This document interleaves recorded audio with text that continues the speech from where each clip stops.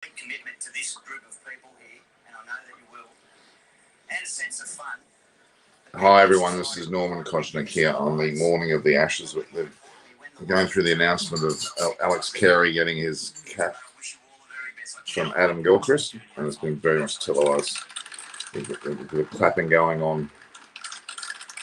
Yeah, so it's obviously a big moment for Alex Carey, being the keeper of Australia now. The actual weather looks overcast, but by no means is it going to stop today's play. So Adam Gilchrist has just come out of doing that hat ceremony to give the hat to Alex Carey as on debut as keeper. The actual overcast cloud is there's one blanket of white cloud. Pat Cummins looks like having a chat now. He's obviously the new captain of Australia. It's all happening. And James Weldon is saying hi from Ireland, which is great to see. The Cricket King is here. Can't wait for the Ashes. Mini Mac. So James Weldon here from the reality is that we've got a very exciting Test series coming up. Look, the Ashes is like no other. I know we talk highly about the series between obviously India and England of late, and Australia and India, and even the series between India and Pakistan. There's some great series that take place between those countries, but the Ashes has got the history, got the so-called urn there. It is by far, the most historical bit of, memorabilia, if you want to call it that, or actual history. And it's very, very significant indeed. And here we are, 5 Test matches, also a situation of 25 days of cricket. Let's hope there's 25 days of cricket. We have a situation where, we have weather permitting two teams, which will be hard. And it'll be ebbs and flows. It will not be all one way. It'll be very much a situation where Australia will probably have a great chance of winning this Test match. So they win the toss and they bat. They'll probably win and win well.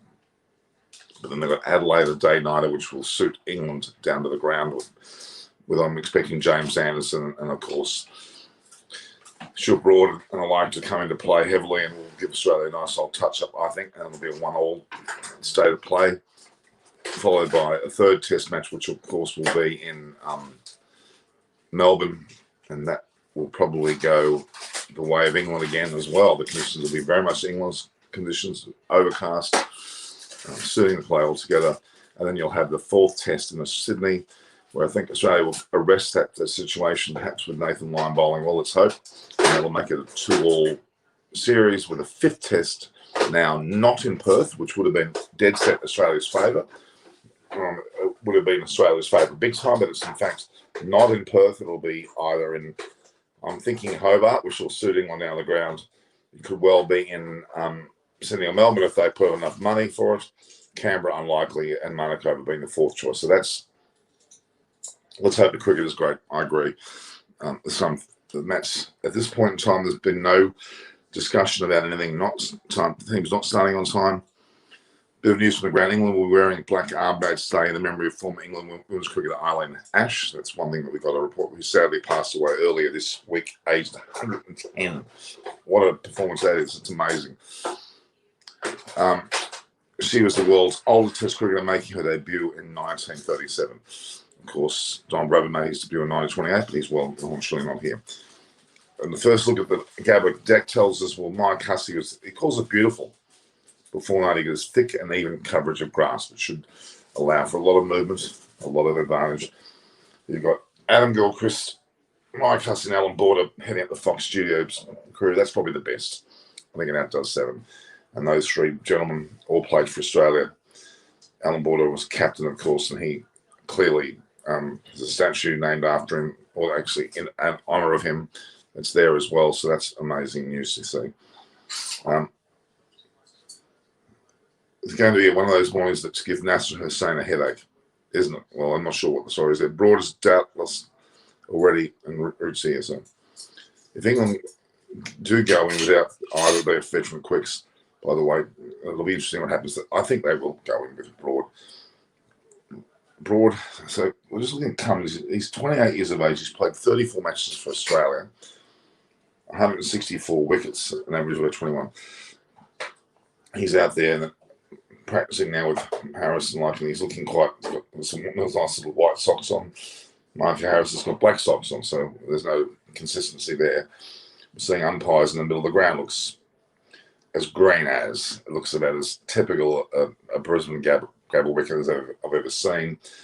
It's extremely green. It's extremely green. You would say that similar to an English wicket. Well, no, I'm afraid not. It's more similar to what the GABBA always pulls up, which is amazing amounts of bounce and even movement and a bit of swing early on. It's very much a bowler's paradise. And when it settles down, the batsman get a fair go. But no, it's going to be bowling for sure. Untitled Chapter says Stokes will score 100. Well, I think he's capable of that for sure. What time is the toss, Norman? James Walton just asked. Well, it's 10 past 10 here in Sydney. It's actually 10 past 9 in Brisbane. The toss should be 9:30, so 20 minutes away. Include India in Ashes, please. Actually, I don't think it's possible to do that.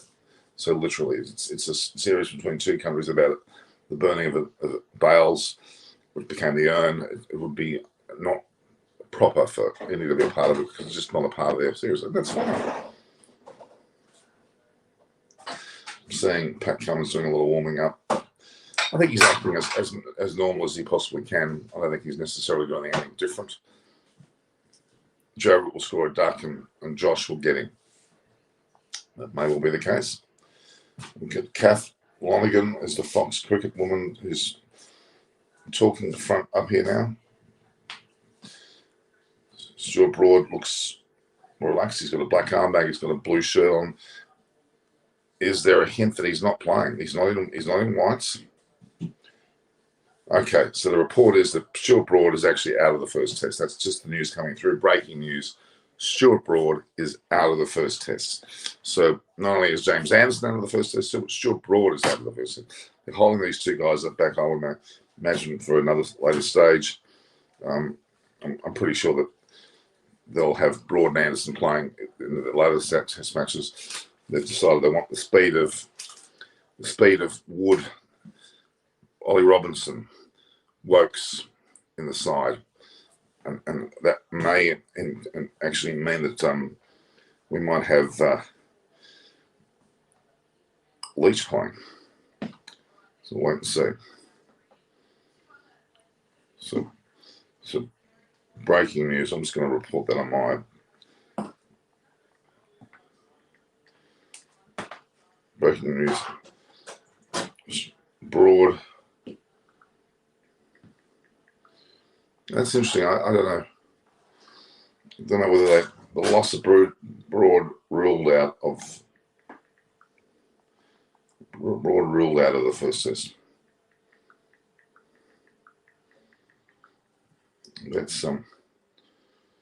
That's rather unfortunate. I would have liked to see Broad. So he joins. No, I did appear that by, as I described, he was wearing a green shirt. I wasn't wearing. We were wearing a band over the shirt. It was kind of that's the way he was going to dress for the day.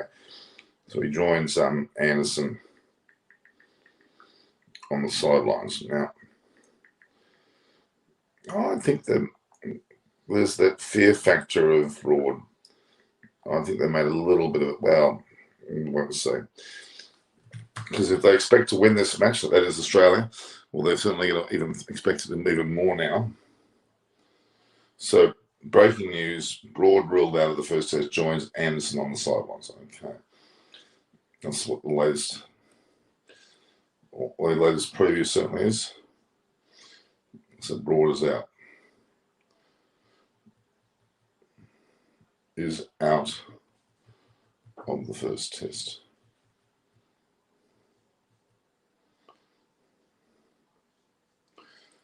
So there we go. All right. That's some pretty substantial news if you ask me. Would you agree, guys? I think it is. It's going to be. So Bairstow is also not playing. So the team 11, they picked 12 yesterday, was Hamid, Rory Burns opening with Milan at first drop, Root second. Then you have at third drop, you have Pope. So another 5, Pope 6. Let's say it'll be Pope or Ben Stokes 6. So 7, Butler. Then you get into the bowlers now. If they haven't got Broad, they're going to have Wood, Robinson, and Wokes. 8, 9, 10, and they're probably going to bring in Leach if that's the case. So this is Joe Root. Joe Root's looks like he's very relaxed, looking very fit. Well, there you go. There's certainly some. So again, let's go through the sides. Hamid with Rory Burns. Then you'll have Milan at 3, 4 Root, 5. Let's say Stokes, 6 Pope, 7 Butler, 8 Robinson, 9 perhaps. Let's just say Wood or Wokes, probably go Wokes, and then Wood at 10 and 11 will be Leach. So interesting indeed. Should they have gone for Overton as opposed to Leach and therefore ahead of Broad? That would have been the other question. I would have had to add some more batting starch to the team. So yeah, I'm not exactly. I don't know. I don't necessarily think this is the best of sides I've ever seen. We'll have to wait and see what happens there. Damn. Let's have a look here. So, I mean, we've still got another 15 minutes from the so-called toss. Everything goes to plan. I'm assuming that will happen that way. So I find that a weak team too, James. I think that the Broad Anderson factor not being there will mentally be in Australia's favour. And look, Australia are expecting to win this test, and they're probably there for the long haul with Broad Anderson, hoping to bring those two guys in at a later stage when perhaps they'll be a little bit more fresher. But you need him for the first test, don't you? But maybe Australia feel that they will be let go. Robinson's bowled well too, a la Broad. Then you've got Wokes, who can bowl pretty well, but then you've got Leach straight to the attack, and Stokes. So we're going to rely more heavily on Stokes than we first thought. He'll be one of the 5 bowlers then. So you've got 8, 9, 10, 11. You've got one of the 5 bowlers. Wood, Wokes, Robinson, and Leach, with Stokes as 5. Yeah. In terms of real Australian condition experience, Stokes is one certainly who's put at least one on the team. Yeah, Broad or Anderson. I thought Broad would have been the one to go in, considering Anderson is actually injured. And Broad, we know, has had the measure of Warner. Now, if he's not there, it'd be interesting to see whether those guys can counter.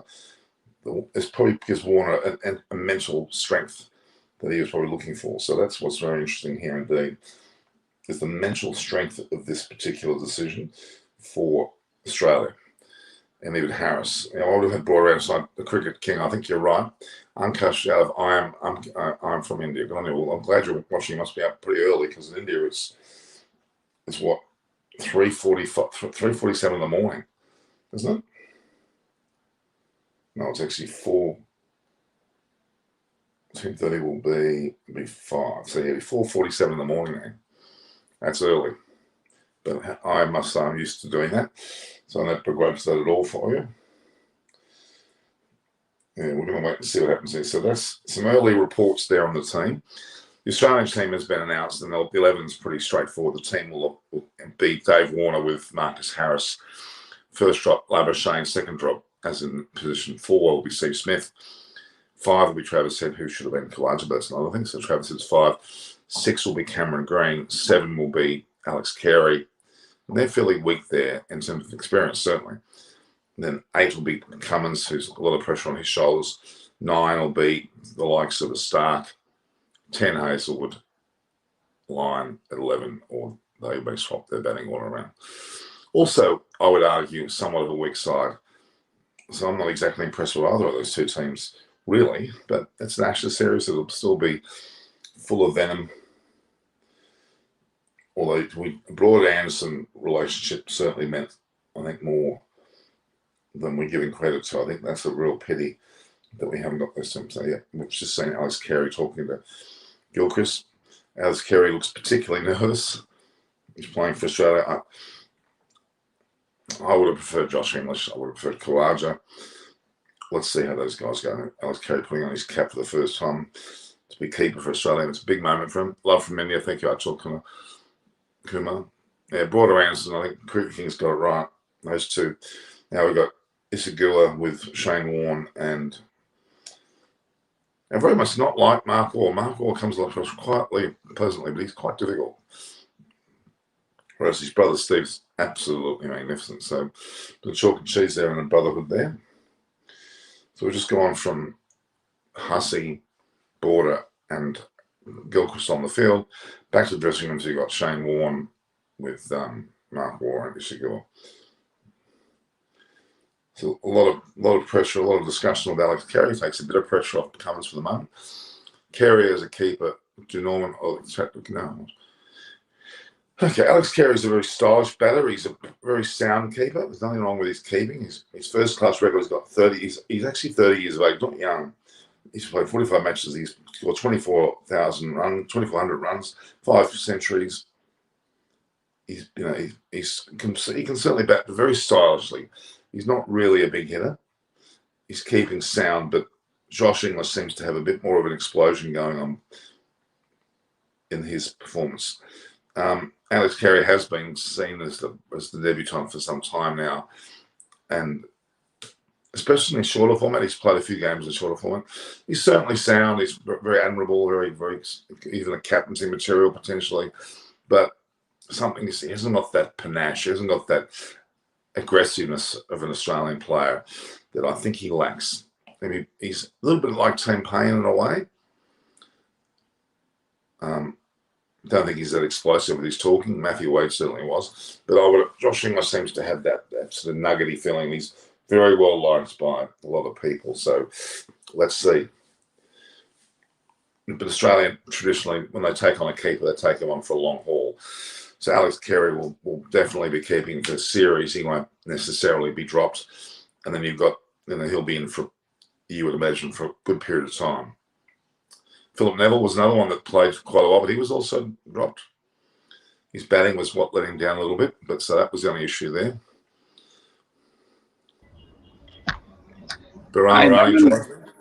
How are you? Guten Morgen. Good morning. Well, you're not in Germany, you're in Philippines, but we're in Australia here. I think, or the GABBA at least. The pitch looks greener than the outfield. You can see it's morning, just the sunrise happening over here. What time is it there? It's 7:25, 20:25 in the morning. It's 10:22 here, and it's about 9:22 in Brisbane. The ground, if you look at it, if you can see it, it is green as. And you've got the cup, though. I can see, nice one. I was with a party, so she had a nice new jacket and shirt she has too. The ground looks particularly green. And did you hear that Stuart Broad is ruled out? Well, not ruled out. He's just not being picked.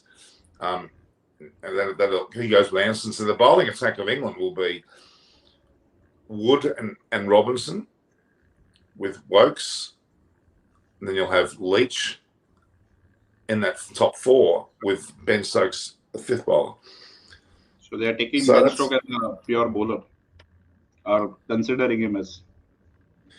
He is. They got the luxury of not. But I think they needed to have an Anderson or a Broad in this game. They needed one of the two.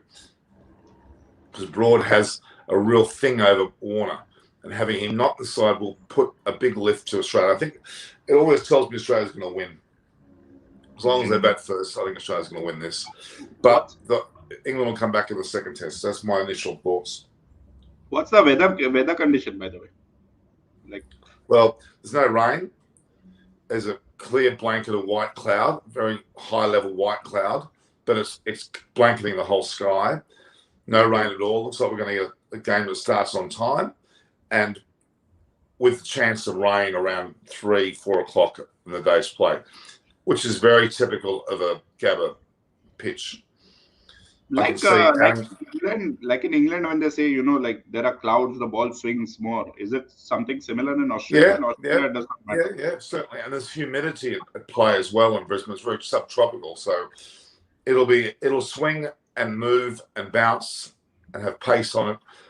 So you would normally think it's better to bowl first, but if the batters can get through the first hour to 2 hours play, then it settles down and becomes quite a good batting wicket with the ball coming onto the bat. So that's the key. If you can bat first and get through the first hour or two of play, then you can go for a big 400 score. And that's traditionally what happens at the GABBA. You don't want to bat second, even though, the bowling will be very hard to play.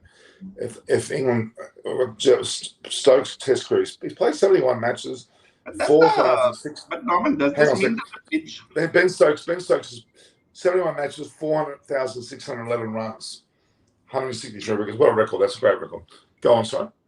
No, I was saying, does this mean that the pitch gets difficult to bat on? Like when India played, I did not feel that the pitch was getting difficult to bat on. Or is it just the reason you want to bat first is the scoreboard pressure? That's question one. Question two, for this particular today's match, what we knew that it rained yesterday. So how will that rain affect the pitch and the drainage in Australia is remarkable. Any rain yesterday, it's dry. I shouldn't say it's totally dry, but it's very much close to dry. The ground is very green. It's a very solid surface. That means it'll take pace and bounce. There'll be a lot of movement, a lot of swing. But if you can survive that first hour to 2 hours, then it settles down. And with a bit of, not so much only sun, but a bit of humidity, which tends to help both ways, you will see a situation where you can bat. And because the ball absolutely flies off the bat, and it's a relatively true bounce. So you can chance your shots. That means you can play through the line of the ball, and and Australians who like that ball coming up, and they can play like a back foot drive, like see Wall and Ponting loved it when the ball was up. They smash it left to right and drive on the up. Yeah, so it actually suits Australian batters, to be honest with you. But you've got to get through that first hour or so. The England batting lineup, other than Root and maybe Stokes, then looks very fragile given these conditions. Well, I think Pope should have been. I actually think Bairstow should have been selected over Pope. That's my thoughts. Butler will like these conditions as well. He's also good. Rory Burns and Hamid, a bit of a question mark on these conditions, but Dawood Malan likes Australia. Zach Crawley, who's not on the side, likes Australia. So those batters will probably do quite well here. So that's my thoughts at this stage. I think you're going to have Australia win the toss and bat, but that's a traditional good captain would do that. Now, I'm a little bit concerned because this is Pat Cummins, and he will be a little bit headless. He will be definitely nervous, and he will definitely have issues. He's sorry. He want to bowl. He will be turning around going, "What the hell do I do next, Steve?" I'm sorry. That's what he is way out of his depth. There is Langer also. Norman, why are you thinking he will point towards Steve? Definitely Langer will help him also. Yeah, but that's not the point. A team who has a captain in that position should go straight to the captain, not straight to the vice captain. Because then why is he vice captain? So it's a very disjointed outfit. Because then what happens is, if Pat Cummins diverts to Steve Small almost immediately, when it comes to a decision down the track, he won't have the confidence to make that decision himself. He will, in fact, be lost. He'll try and maybe after, let's just say, Australia are in the field, right? Pat Cummins will want to bowl. He'll be saying very quickly, "Steve, you set the field." And that'll develop, and Steve Smith will set the tone of the team. Later on, Pat Cummins will try and assert his authority, and will find it difficult. Because if you're a player, Baran, James has commented Australia win the toss. Yep, is that what you just saw? That's what I saw. James Weldon has commented in the comments. Aussies win the toss. Yeah, let's have a look here. And the batting. So that's good news for the Australians.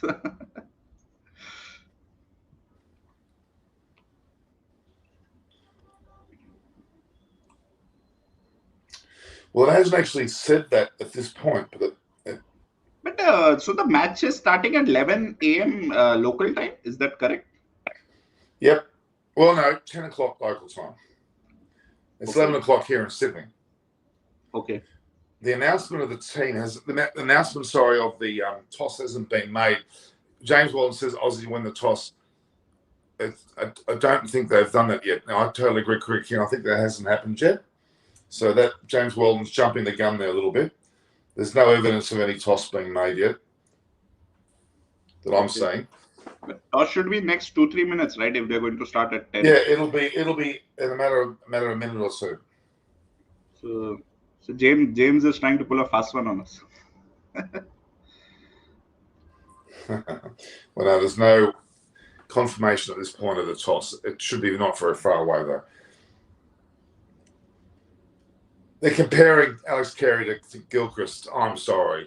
Coming back to the point that you were making, see, my point is, Roman, see, somebody has to be a vice captain, right? See, you had to put somebody as a vice captain. Yeah, but a vice captain is not seen so much. Look, if you're captain of the team, you make decisions, right?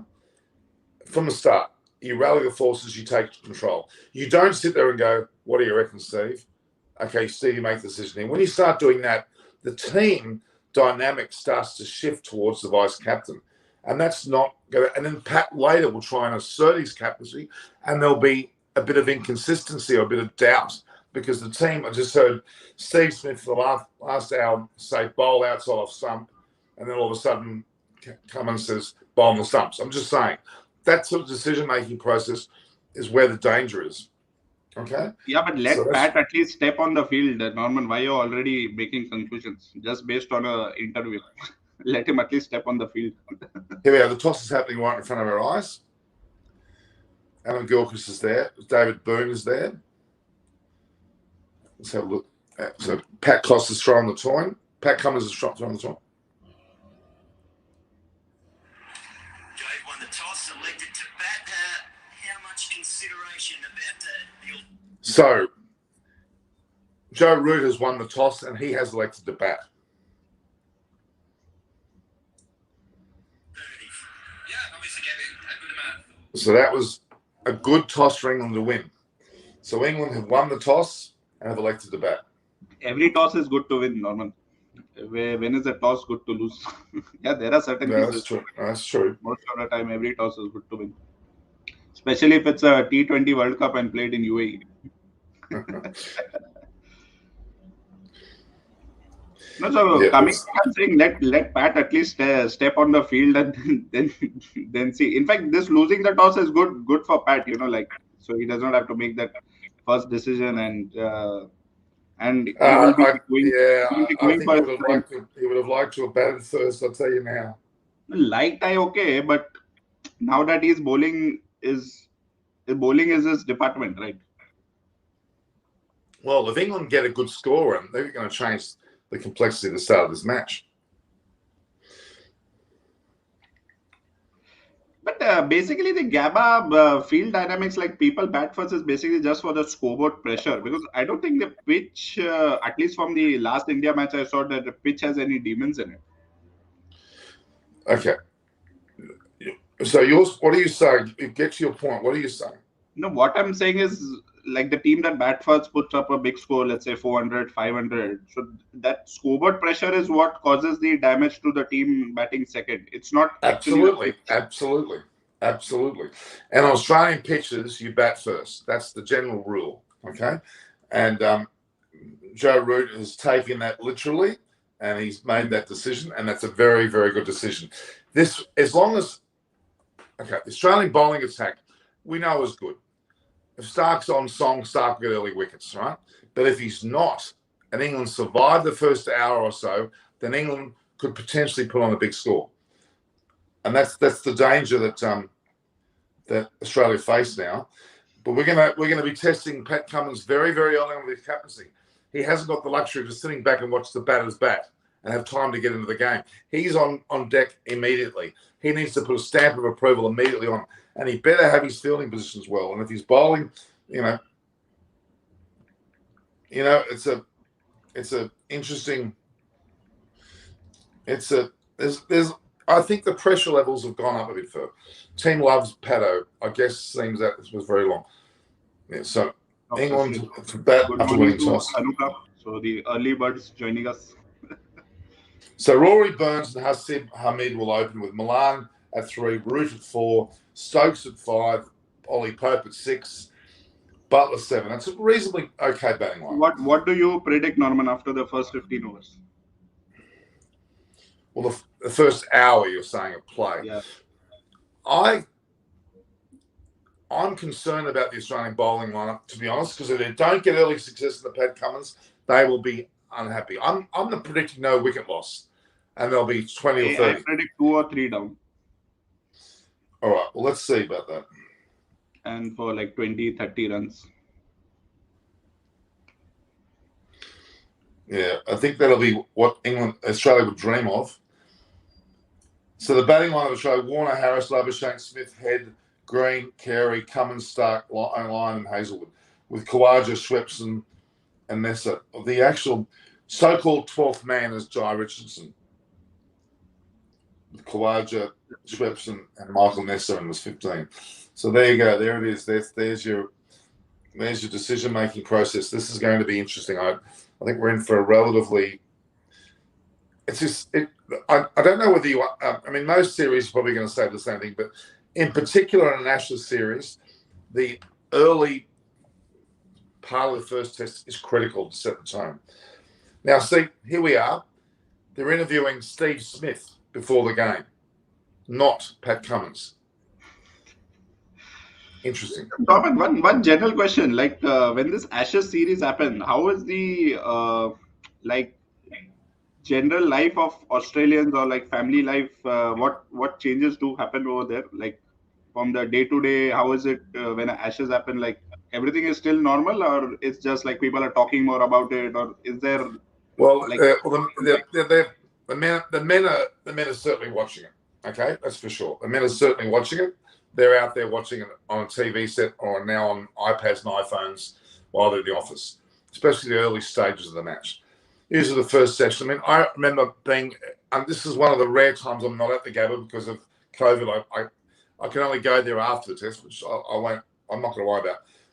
It's a beautiful start to the day. The crowd is very, very, well, what's the word for it? Small at this early stage. There's no mention of any later start. So look at the Australian batting lineup. Dave Warner's 87 test matches. Marcus Harris 11 and Marnus Labuschagne only 19. They're not overly experienced other than Warner. And obviously then comes in Smith. But that's not relevant at the moment. They're not batting first. What about Khawaja is not in the game? He's in the game. No, Travis Head is. Oh, okay. Steve Smith has played 78 test matches. Travis Head's actually played 20 test matches. Cameron Green 5 and Alex Carey none. So five of the top 7 have played 20 or less test matches. It's only Smith and Warner that have had substantial test careers. Cameron Green is like a pure batsman, right? Or he's a he's an all-rounder. Okay.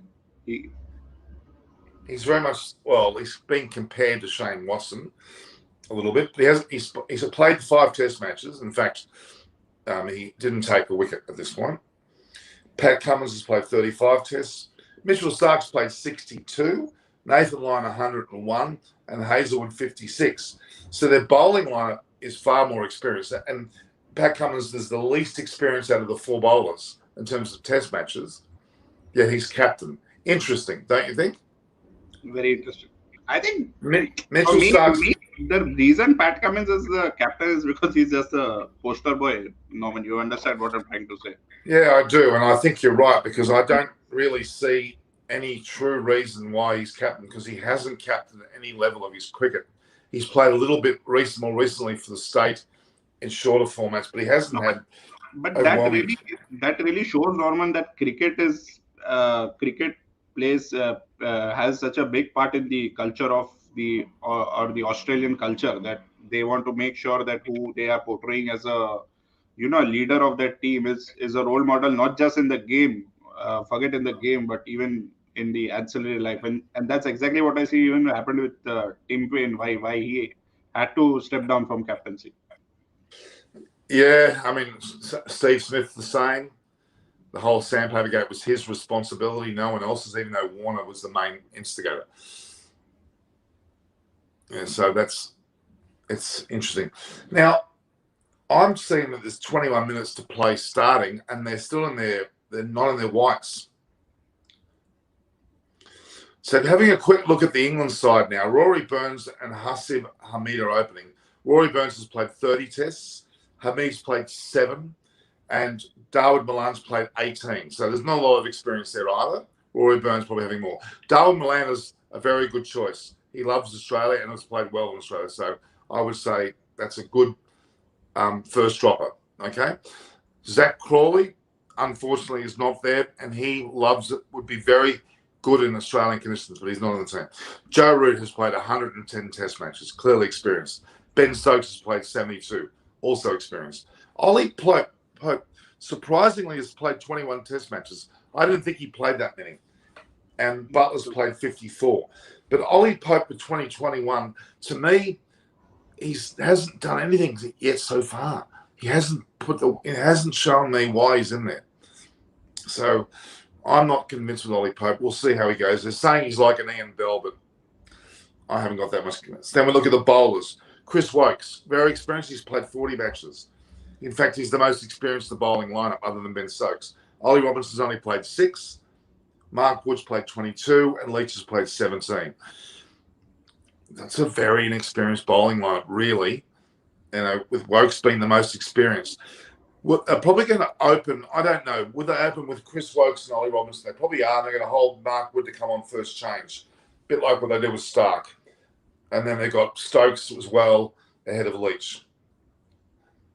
Who do you think Pat Cummins will open the first over? Or it will be Josh Hazelwood? No.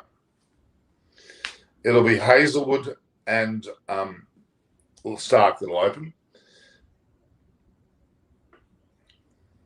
That's interesting. And then you'll have Cummins coming shortly after that with Cameron Green's also there as well and Lyon. So the similarities, the two bowling lineups are somewhat similar in structure. A spinner, an all-rounder, and then 3 paces. 2 fast and 1, you would argue, medium. Chris Wokes is more medium fast. And also maybe more experience in the bowling, less so in the batting. That also looks very evident in both the sides. So realistically, this side that Australia's got, they're going to be tested now. They're going to be bowling first. Stark needs to get early wickets. And Hazelwood and Cummins need to get early wickets to show their wear. But I think this toss has been pretty vital for England. England have got a really good chance of giving a good shake as long as they bat well. If they score 300-400 plus, then Australia are on the back foot, big time. But it would have been better to have Stuart Broad there to bowl to Warner or Anderson, because those guys notoriously are taking wickets, aren't they? It's very interesting not to see one, but see, England are thinking the long haul. The decision to drop Anderson was more of saying that this track is not suitable to him in terms of swing and that, and they want to manage his workload. No, I think if they, do you think that is the exact reason, or that's something else? Well, Ollie Robinson's been bowling very well. Chris Wokes has been bowling very well, and Mark Wood's got that out-and-out pace. So they had to work out what they were going to do. The question was more around whether to have Leach or Broad. That would have been the decision. And they've decided to keep Leach in the side. Realistically, I don't think Leach or even Nathan Lyon doesn't mind the GABBA because he gets a bit of bounce. Okay? But I would have been quite happy if Leach didn't play, because Joe Root could have taken up that spinning option himself, because he's proven to be okay. So at the moment, Australia are $1.82 to win. England $5, which means that's typical Australia. We're betting heavily on Australia winning, but I don't think it's that heavy. the top run scorer they're saying is Smith over Labuschagne. Now that Smith and Warner are significant and Labuschagne are significant, but they are batting in the second innings of the day. I think that of the day. So you're trying to say England will be all out within the day? No, that's a faux pas. If they are, then Australia are on top. There's no doubt about that. But I would argue that England, if they can survive the first hour to 2 hours without losing many wickets, then they're in a great position. Joe Root's history of playing in Australia has not been good. But yeah, I'm actually going to go out to the SCG over the next few days and get a bit of a feel of cricket grounds while I'm here. This was at home today, but I mean, we had a fantastic episode last night.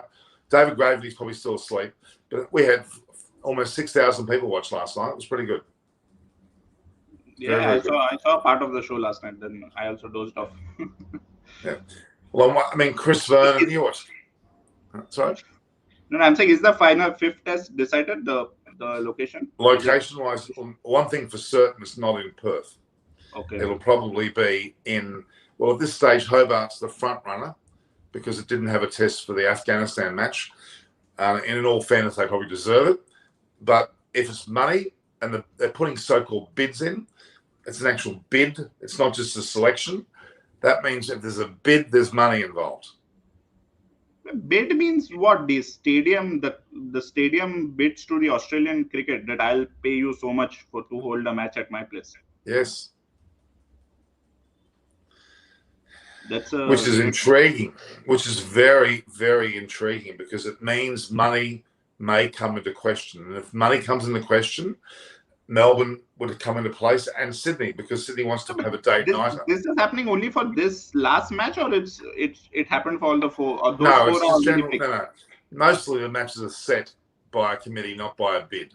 But because it was changed because of COVID, it's a matter. I mean, in all fairness, the grounds have to be ready because Melbourne and Sydney will have already had test matches. Are they capable of holding another test match? Is the question physically, and whether they want it too, because they obviously will. They obviously will want it, but you have to be fair. You have to make it a bid process because opening it up to other candidates, which will be Hobart. Canberra may have put a request in too, but Canberra won't get it. Hobart emotionally will probably get it, but if they don't... Where is Hobart actually, by the way? I'm not... Tasmania. Oh, okay. So Australia is up here, and Tasmania is a separate island below Australia. It is Australia. That's where Tim Payne is from. Sorry? That's where Tim Payne is from, right? Yep. That's where David Byrne was from. That is where Ricky Ponting was from. Although Ricky Ponting does not live in Tasmania now. When he gets a bit of money, they go up to. They all move up to places like Melbourne and Sydney. I'm not sure about Tim Payne. I think he lives back in Tassie, but it's an intriguing place. I'll tell you that much. Nah, I've never been to Tasmania. I've been to Australia many times, but never been to Tasmania. Okay, Norman, I'll make a move. Need to wake up. Daily duties. All right, catch you maybe later in the day. Thanks, bro. Sure, Norman. Take care. Yeah, I'll have a post-review match for sure. Sure. But of the day at least. Okay. Bye, everyone. Yeah, so we're only some 12 minutes from the start of play, and Australia will be in the field. England will be batting. Hamid and Rory Burns with Milan at 3 will be ready to go. And probably Brute will have his pads on as well at 4.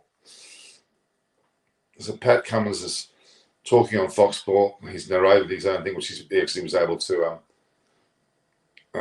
He was able to put on his own video channel yesterday. Steve Waugh, look back at Steve Waugh and his capability. Amazing captain that he was. Obviously going back to Don Bradman being another great captain. Cummins was a young boy playing for Penrith and eventually played for Australia some 10 years ago. Then went out with injuries for a while. I think his first series was down in South Africa, I remember. Bowled very well, took a bag of wickets, but then injured stress fractured his back. And that basically saw him out for quite a prolonged period of time. There was some doubt that he'd come back at all. And he's not only come back, he's also come back and he's become captain. So it's quite an impressive situation. And the days of Gilchrist are showing. And then the bowling on it with Cummins, Hazelwood, Lyon and Stark have been around for a while now. With a fifth bowling option now, Cameron Green. Yeah, similar bowling attacks, you would argue, somewhat similar. Although Broad Anderson factor is not there, that's rather disappointing. So that's a little bit of an underdone situation for sure. We'll wait and see what happens there. Will they miss Broad today? I think they will. They'll definitely miss Broad. Broad's position in the team is vital. Nathan Lyon had a pretty ordinary series against India. Mitchell Starks had a pretty ordinary World Cup. Hazelwood's been particularly, he rose at the level of IPL and then onto the World Cup. He bowled pretty well. Cummins did okay, and he's had a good period. So it'll be interesting to see how these guys go. If England's openers can handle the position of opener against Australian bowling attack early on this pitch, we could well see England going on top. I wonder how much the pressure of captaincy will affect Pat Cummins' bowling. And at that point, Steve Smith will be virtually captaining the side, which is not. You watch Warner start to perk away as well. Very, very interesting indeed. Let's have a look what's happening.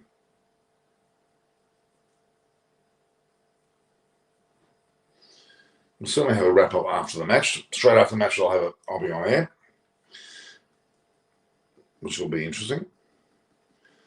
Yeah, there's certainly an overcast feel about the day. Very gloomy, yet not raining, which is great. Starts on time. T20 game playing. England cricket Oaks lead, no changing. We'll see about that.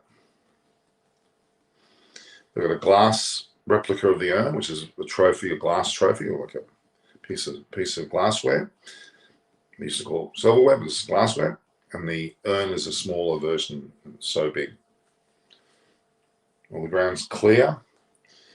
We've got 9 minutes before the match is officially meant to start. The ground's totally clear of only a couple of security guys. They'll come on and have national anthems, I'm pretty sure. And then the match will start shortly after with England batting and Australia bowling. The crowd is certainly not packed. It's certainly not full. There's plenty of spare seats. Although the top levels got pretty well getting full. You would say, here comes Boone out with the two umpires, and I think Rifle's one of the umpires. I'm seeing Oxenford, I think he's one of the other ones. They're coming out in the national anthem. The flags are out. The players will be out very shortly. The route looks all ready to go. You can see the bowling coach there. Joe Root would probably be wearing pads, I would imagine. So live watch on. Yeah, I'm watching now as I'm talking, watching the announcements now. The ground announcer's making the announcements. He's calling out, I'm sure, the players. Pretty ordinary tie this guy's got. It doesn't really suit. It looks very. Here comes the England side out, led by Joe Root, and then to Ben Stokes, and that. I'm assuming Ben Stokes as well as captain. Of course he is. Pat Cummins leads out the Australian side, and he looks decidedly nervous. Joe Root, having done this many times, is not flustered at all. Steve Smith there is number 2. He's left a bit of a gap for the rest of them.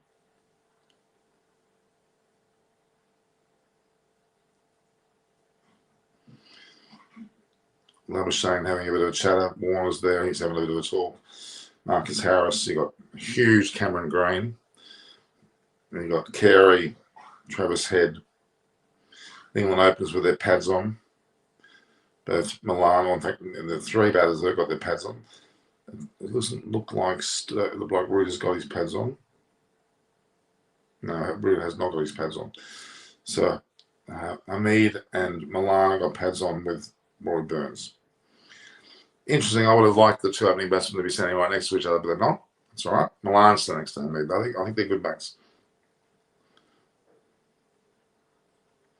So here we are setting up for the national anthems with some 6 minutes to go. Very resounding. Alex Carey has got his keeping gloves on already, or his inners on. A lady called Deborah Sandy, who's giving what they call a welcome to country. She'll be honouring the local tribes, mobs, and Basu Dada, how are you? So that lady will be there providing that sense of history, with Aboriginal history, of course, very strong, especially in a place like Queensland. The crowd is about, I'd say, 60%, maybe 50 to 60% at the moment. Ben Stokes obviously hasn't played cricket for some time. He's had a mental set of issues brought on by the passing of his father. But he's here. The black armband had been worn there because of the lady who played for England back in 1937, who was 110 years of age. Amazing.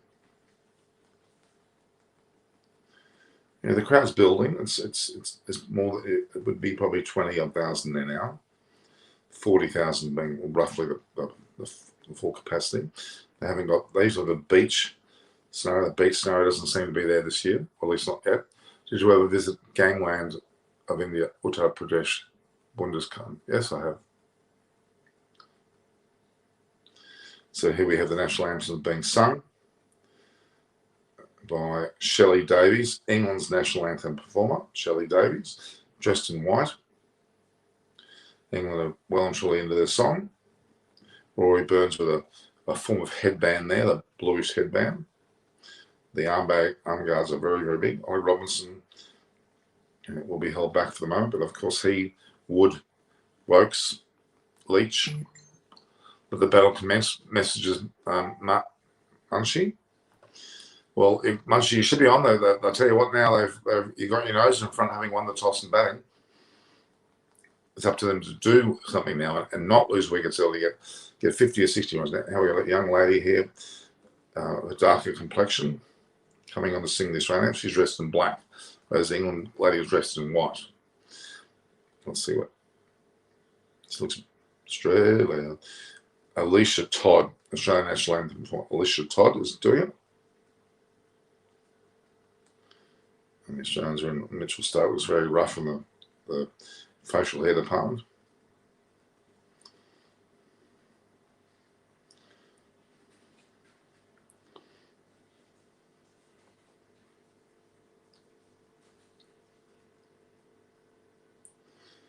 Yeah. Looking down the Australian lineup there, I just don't think. I feel for Pat Cummins. I really think the pressure's almighty on him at the moment. He will be turning his head. His head will be turning left or something. What do you think, Steve? What do you think, Steve? What do you think, Steve? And where will Pat Cummins field? Is he going to be at a mid-off or somewhere in the cordon? Let's see. Here he is. He's getting ready to go on the field. Let's see how much of a command he has of the first so-called scrum. The anthems are gone. The game's about to start. We're within 3 minutes of a start. Hazelwood's warming up. Stark will be the other one to open the bowling. It'll be Stark and Hazelwood, which is expected. Cummins to be the first change, followed by Green, and then at some stage Lyon. And you've got Alex Carey patting Cummins in the back. Everyone's patting Cummins in the back. Okay, I'm patting everybody on the back, I hope. Yeah, but still. Let's just see where Pat Cummins feels for this. This will tell me a lot. Let's see how much Pat Cummins dictates terms for the attack. There's a bit of pointing going on by Cummins. He is trying to assert himself early. Bit of talk, which is a good sign, I think. Cummins says, right, I'm captain, that's it. I'll call on you, Smith, when I need you. That's what I'd be saying.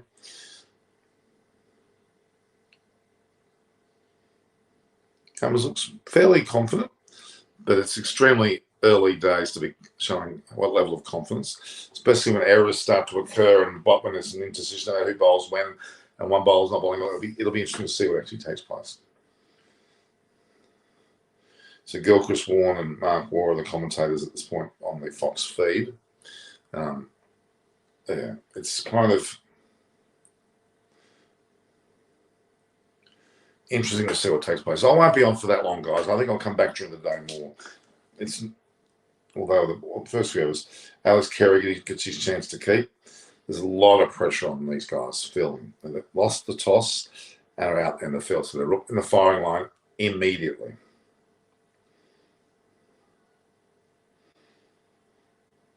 Hamid's come out. He looks very fidgety, the poor guy. Rory Burns, a lot more assured.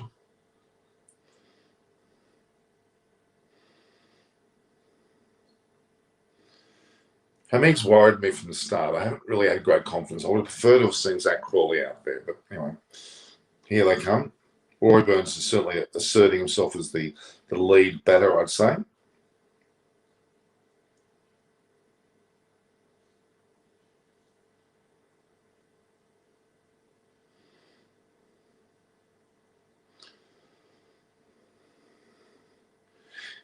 Yeah, Hamid's an interesting one for me.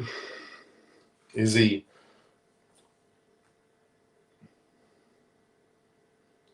going to be who we think he is? Interesting.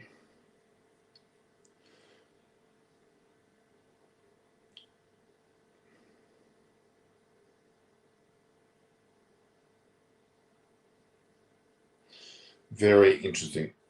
So Rory Burns is 31 years of age. He's played 30 Test matches for England. 1,712 runs. He scored 300 at batting average of only 32, which is not great batting average at all.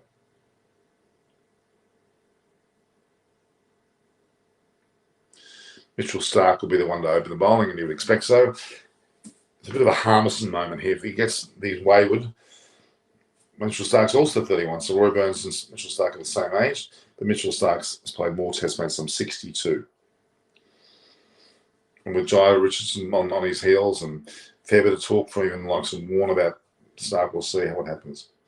They've got 3 slips in a gully and a point, a mid-off and mid-on, and a forward square leg and a fine leg. 2, 4, 5, 8, 10, maybe 3, 4, 5, 6, 4, 5, 6, 7, 8, 9, 10. Yep.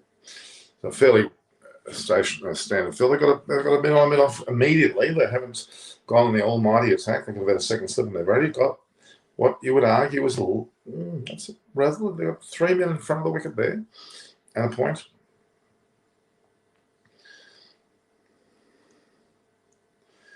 Here we go. Alex Carey about to face his first ace. Starc comes in the bowl. And oh my God, he got the first ball, he's got a wicket. Rory Burns has been bowled around his legs. Ball swung in, and Rory Burns has been clean bowled first ball. Oh boy. That's not the start that England would have liked. Mitchell Starc's perfect storm has occurred. First ball swung, it was on leg stump and swung well outside. It came in. Rory Burns was exposed his leg stump, was bowled comprehensively. It's a bit of a shocking start there for Rory Burns. This is not the start England would have liked to have had. Oh, it sets the tone of the series already. Is it a no ball? No, it's not. His foot seems to be fine. And let's see how much swing he gets. Yeah, there's a fair bit of swing. And Rory Burns fully expected to be going down leg side, but it came in sufficiently and clipped the leg stump. Or actually knocked over the leg stump. Rory Burns, golden duck, bowled Starc. What a start. Amazing start. Cummins would be cock-a-hoop about that. That's what he would like. After losing the toss, David Milano, who certainly is a capable batsman, have to prove where he's in their second ball. Hamid went out to open, but Milan faces the ball before Hamid does. Another left-hander. He's had 18 Test matches, 830 runs, 1 century, batting average of 28. It's not the greatest, but he's actually 34 years of age. But he's very capable. Very much almost Alistair Cook-like, I would argue. So we'll just see whether this is going to. Oh my God, this is the start that I don't think. And Stark looks very pumped. That's the way to start a match. First ball bowled. Stark looks very angry, very determined.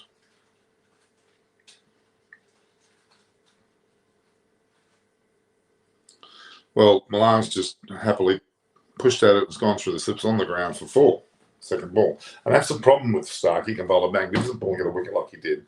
And the next ball get hit for 4. So that's the way it starts. So there you go.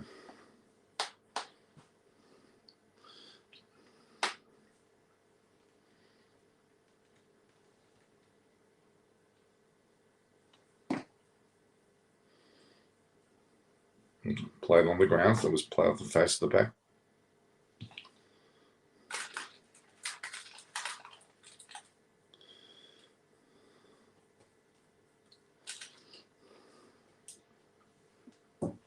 Star comes in for the third delivery.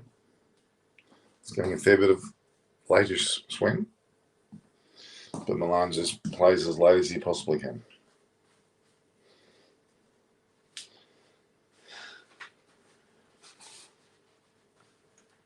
First ball swung, and Rory Burns horribly exposed his leg stump.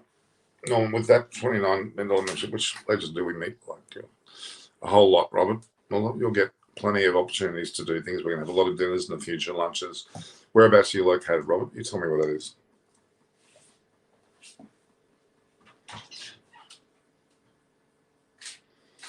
Again, Milan's just padded it through a gap between gully and point. And looks like he's gotten 2. It's quite assured. He's batting with a very late bat on the ball. So despite having taken a wicket, he's on 6 runs in the opening over, which is a lot.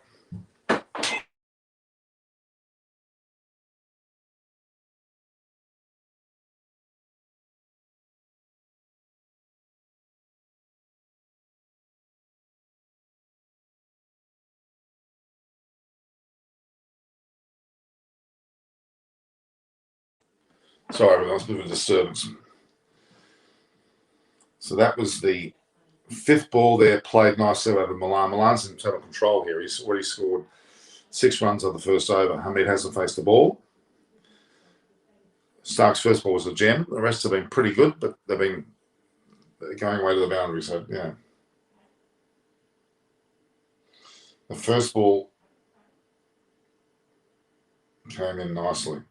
Rory Burns was completely exposed to his legs. Maybe they've worked on that weakness. I'm pretty sure they would have actually had a good look at that weakness and been aware of it, I would say. Great start for Australia.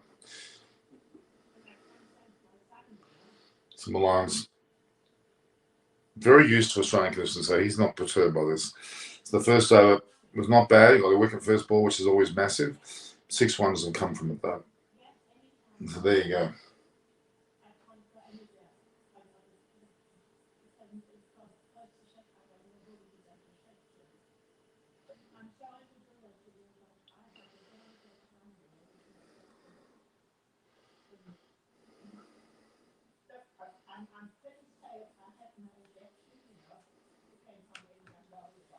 Certainly there's a lot to be seen here with Stark getting a fair degree of applause there, understandably. He's just taken the wicket in the first over.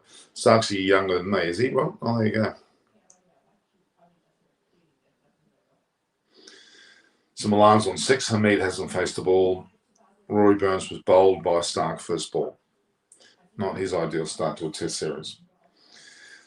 Here comes the Metrodome Hazelwood, very much Glenn McGrath-like in his bowling. He's played 56 test matches for 212 wickets. Best 6 for 67, so he's a capable bowler, we know that. Has bowled very well in the IPL and the World Cup. Comes with a good form. This is a test match, though, different conditions.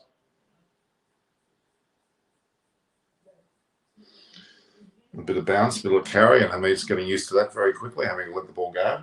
Watching having to show a bit of movement that shows that he's getting used to the bounce there.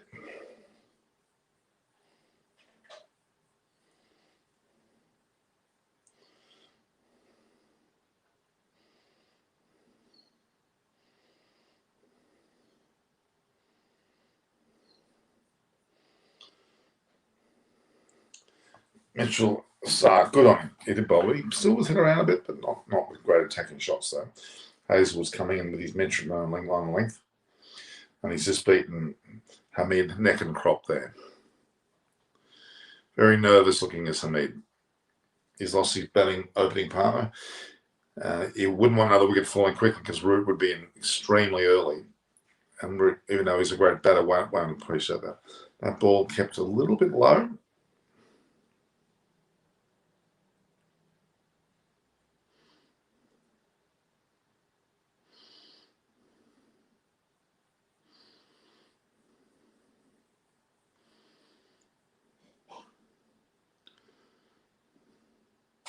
Well, Hamid's got some bat on ball, which is a good sign for the third delivery.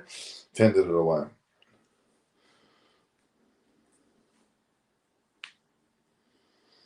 Yes, people are glued to the TV. You're glued to a YouTube channel, but that's good. But I'm not sure whether you guys can actually get any vision.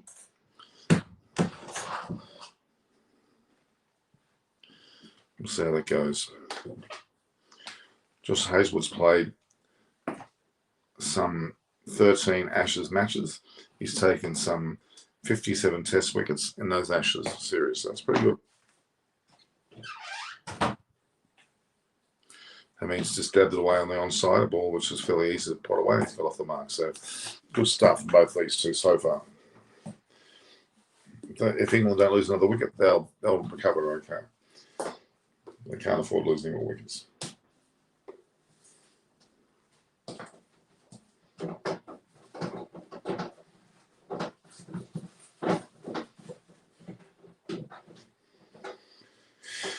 Hamid's Test career, 7 matches for 360. He's forwards with 4 50s, no centuries. He's 24 years of age. He's very, very young.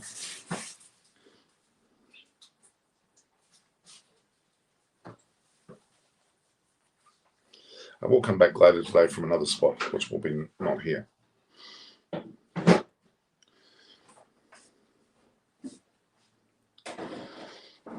So Milan's got strike against Hazelwood.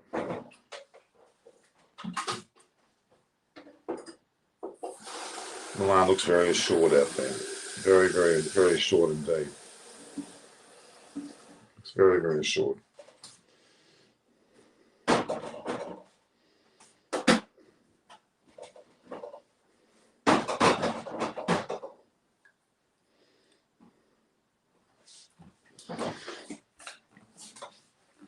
Early days yet. Yeah, he's coming in afternoon. But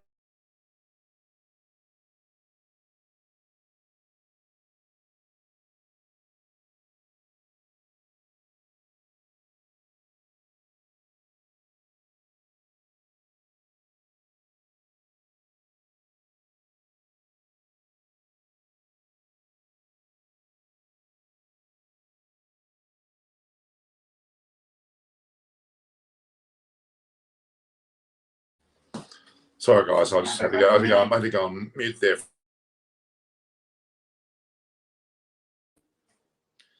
So the situation is that the game is a magnificent ball from Rory Burns. It was quite outstanding, actually. Mitchell Stark, of course, has bowled a very good first delivery, and he bowled okay after that, but didn't exactly take many runs. So it was a very impressive start for them. But Milan's been very, very calm and cool-headed out there. Very impressive player, a fair degree of experience. Mitchell Stark's coming in for his second over now, and we'll see what happens here. We'll see whether we can continue on from that performance.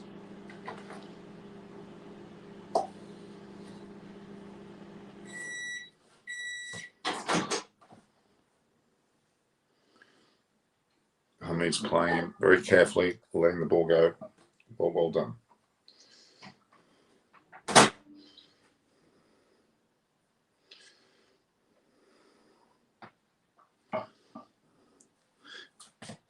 So Mitchell Stark's first ball couldn't have been any better. It was a great first delivery.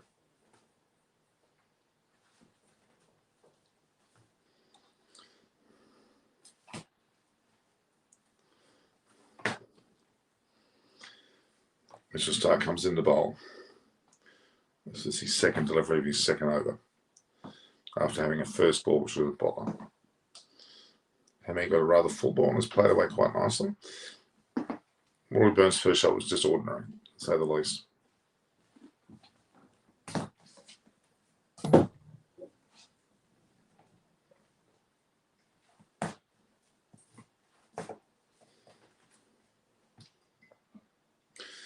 Amazing delivery, actually. The ball really did come in very well indeed.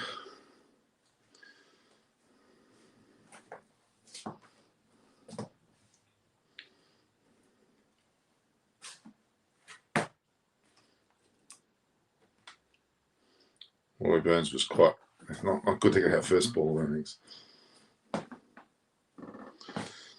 Yeah, despite that delivery, Mitchell Starc has been a little bit wayward this over, not troubling Hamid at all.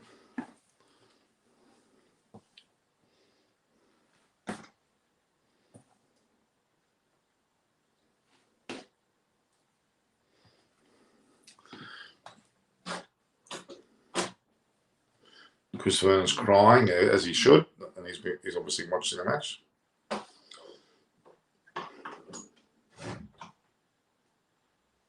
England squad there watching on.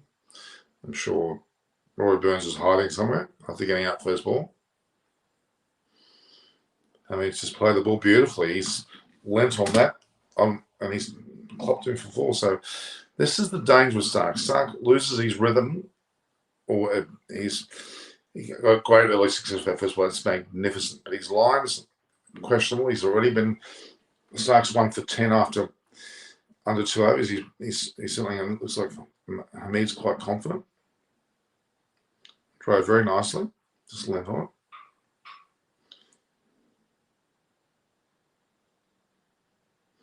It was there to be hit.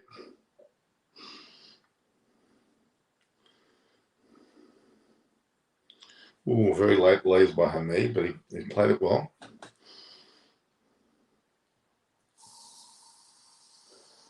If these two can recover and have a situation where they play well in the innings, that'll be pretty good.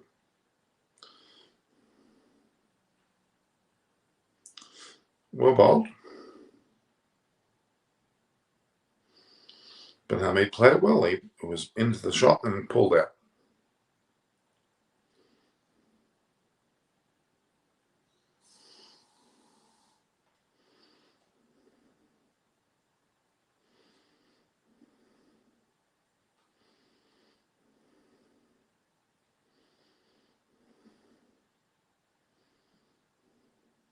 And he can let the ball go on the stumps because the ball's going to bounce so high, and that's what he just did then. Indeed. Who's the 14 under the helmet for show, that head? It would have to be it probably is Travis Head, I'd say. Queensland Taroom near Roma. Is that where you're from, Robert?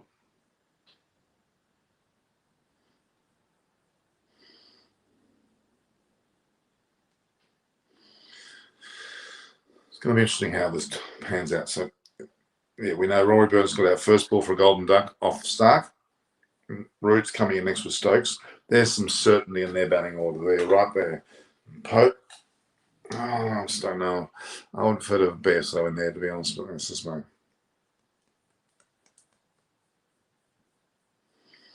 Hazel comes into Milan.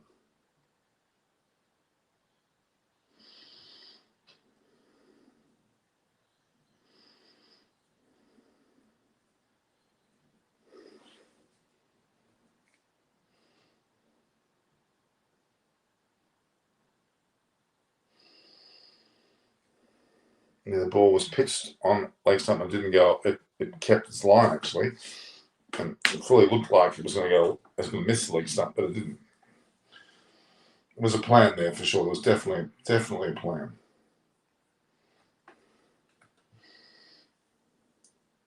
Oh my God, Hazelwood's just taken the wicket of Milan, caught behind by Carey. Carey's first test wicket catch. Hazelwood's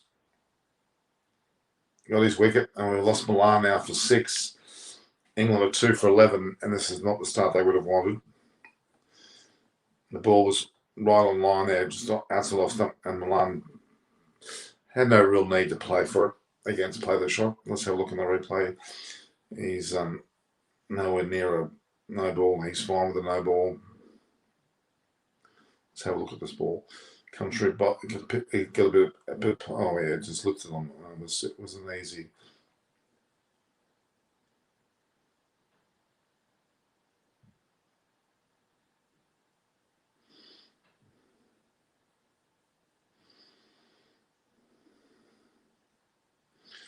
Really consummate take by Carey. Milan is gone. So Joe Root comes out, having scored 9,278 runs, 23 centuries, batting over to 50, best 254, 110 matches. His age is 30. This is where it gets pretty damn crucial. And Haley's stomping ground. It will actually, is Haley from Roma, is he? Okay.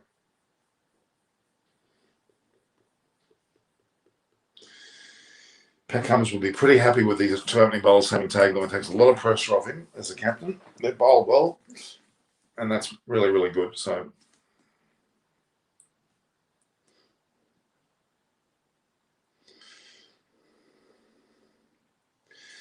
crucial to see how Root goes. And you're going to be Ben Stokes is coming in next. It would not have expected to be after 3 overs. Into the 4th.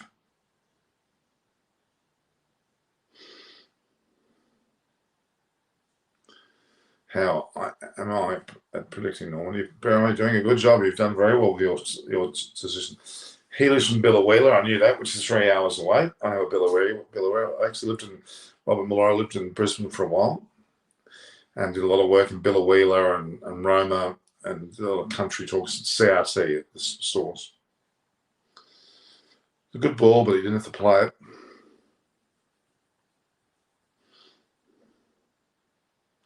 A healthy edge.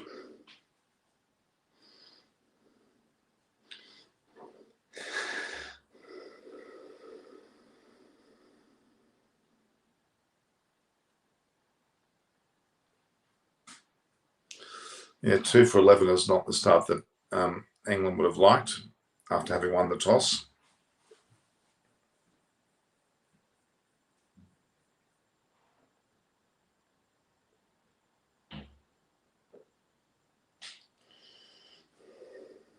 Carey's taken a very good catch. Well, regulation, but you have to take them. It's their first ever test match catch. He'd be pretty stoked about it. He's got himself on the board. Yeah, there's a bit of movement there away. Not a great. Well, they're showing there's more movement than what did happen.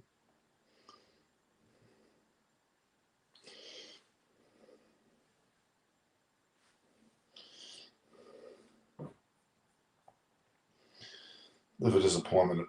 The batting so far of England. Not what they would have liked.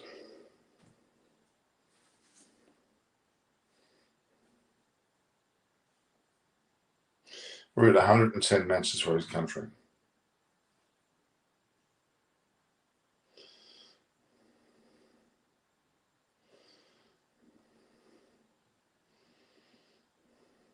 Oops. Roots let it hit him on the pad. It's gone nowhere.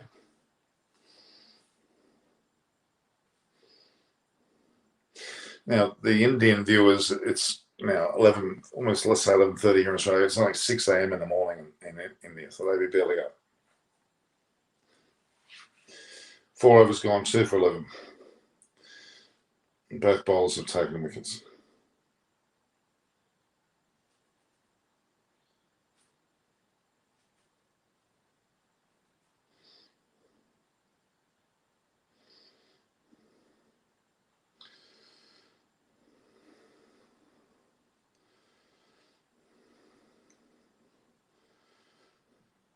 Well, it certainly has been Australia's day so far. Cummins is bringing himself into the attack for the 5th over. Interesting. He's 28 years of age, he's played 35 test matches, 164 wickets, an average 21 economy rate, 6 for 23 is his best. So Cummins is setting the field a little bit, moving the scoreboard now. Cummins coming in to bowl the 5th over, so he's bringing himself in rather early.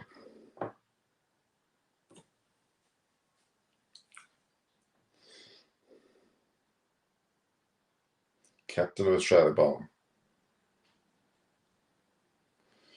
Ooh, a bit.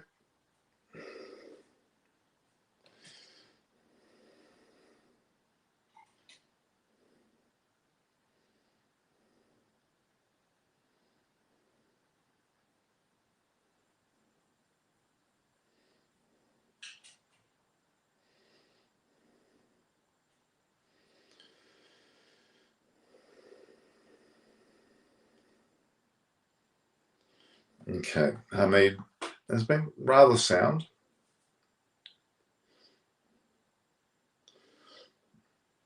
Cummins coming in for his first over here, which is the 5th over. So Stark and Hazelwood bowled 2 wickets each, and then brought in Cummins. I'd say it's a little bit early.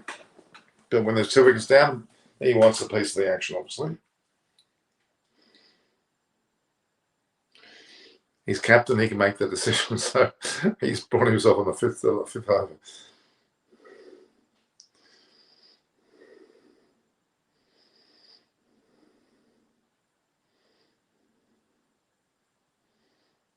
And 25 minutes into the match, we're into the 5th over.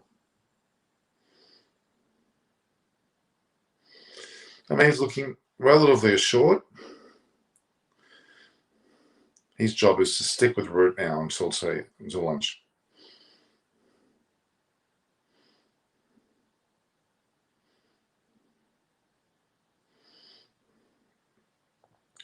The way Smith and Warner are acting is as if they're vice captain and captain to me. I'm sorry. And that's not what Australia wanted, I don't think. Milan sitting there. Broad's there as well.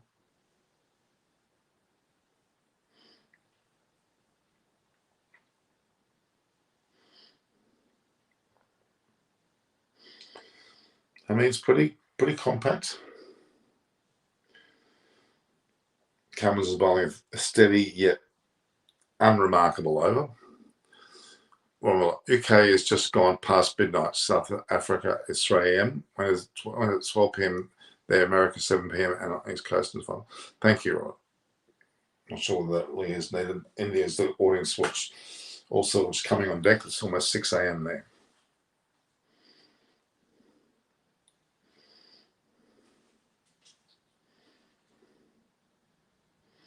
Very sound batting from Hamid. Cummins is just there or thereabouts.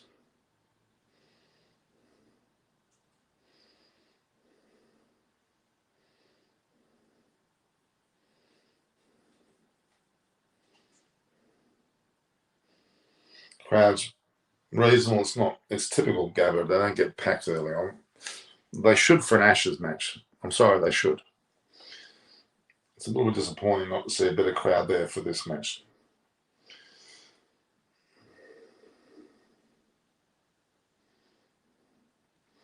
So Stokes is the one that coming in next. I agree with your SM. I'm not sure what SM is, Robert. There's some people who looks like they're outside trying to get in. Is that right? As Carey very happily has made the first ball from swung, but I do not know what Rory Burns was doing.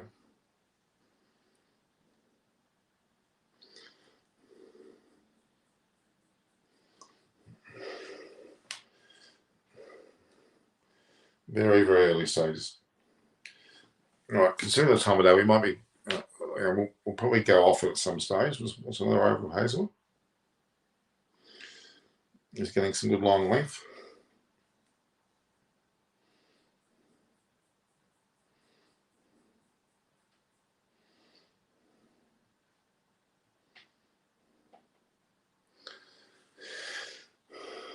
Joe Root's awfully steady at the moment.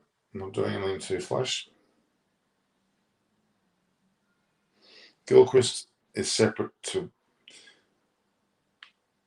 Warren and Mark Orr. Does that mean that Adam Gilchrist, well, he's there.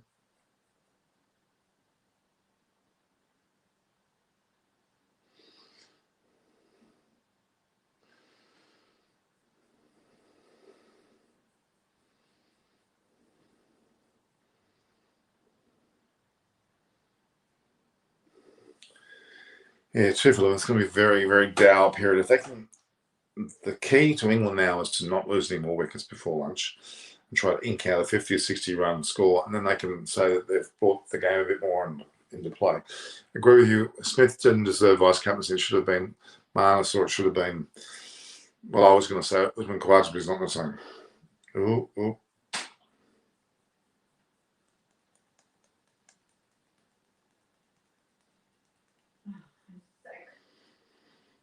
I don't think Steve Smith or Dave Warner should be anywhere near captaincy or vice captaincy. They should not be controlling side. Pat Cummins as the captain should be the captain, and they should be far removed. They should have someone. It's hard to say who they should have the vice captain. I'm afraid there isn't much there really to pick from, but Usman Khawaja would have made a difference. Certainly, Sim Payne should still be captain, or at least in another series, so another person could emerge.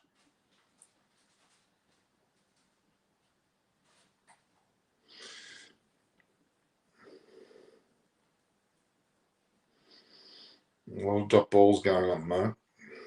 From Roots, had almost got 8 deliveries without scoring on. He hasn't gotten ready for this properly. His ball's nice length.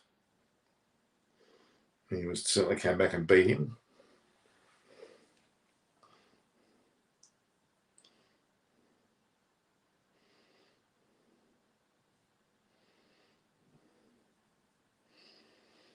Oh. Oops, he's out. He's, oh my God, a fuller ball. Root played very late and has got himself the edge and has gone to first slip to Dave Warner. And we have now got 3 for 11 with Joe Root out. Gilchrist commentating on Fox Sports with Warner and Ward. They carry the background, okay. Well, Joe Root has lasted 9 balls for a duck. England are in an absolute mess here, actually. Good old, that wasn't a no ball. Oh, that wasn't a no ball. Let's see, it was a much fuller ball, and it made him play at it, and then it went to Dave Warner.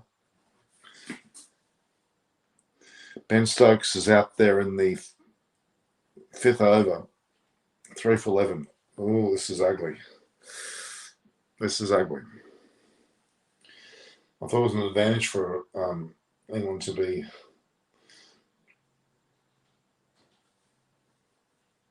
But I did predict that England would lose the first test. I knew that would happen. That they'll come back and fight very hard. So, this is not going the way they should. 3 for 11 was awful. But a man like Ben Stokes, we know what he's like. We know what he's capable of. He'll have to do something rather miraculous, but he's done it before.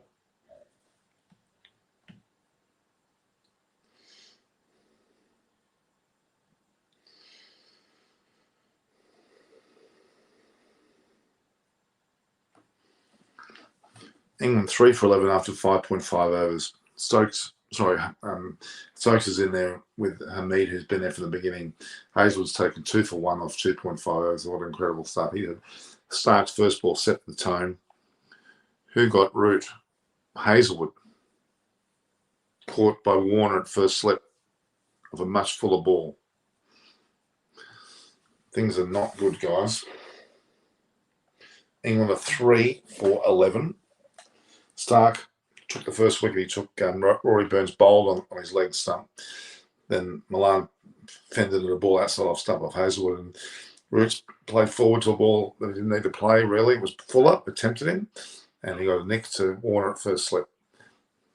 Who got rid of us? I just said it was Hazelwood. He's got 2 for 1 off 3 overs. Amazing.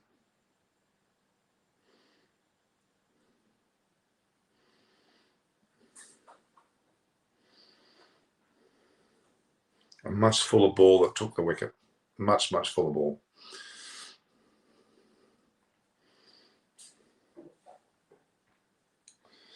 Yeah, not what I was expecting the situation to be. 3 for 11. It's Warner at first slip.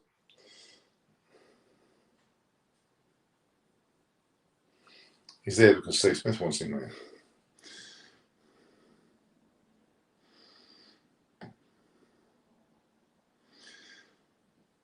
Oh boy.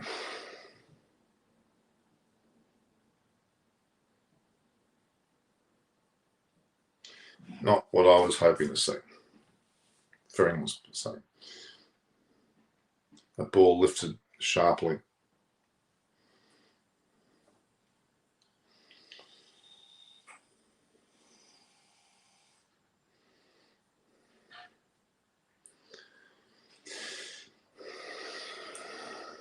I was going to wait for the first hour. This seems for a big fall. So Hamid's been relatively sound. Way it's going to be, I'd say, to be at the end of the day, we'll be betting. I think I'm going to agree with you there.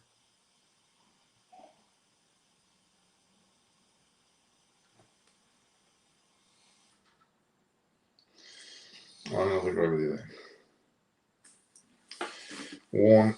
Warner, Smith, Labuschagne seems to be the engine of the batting and the team.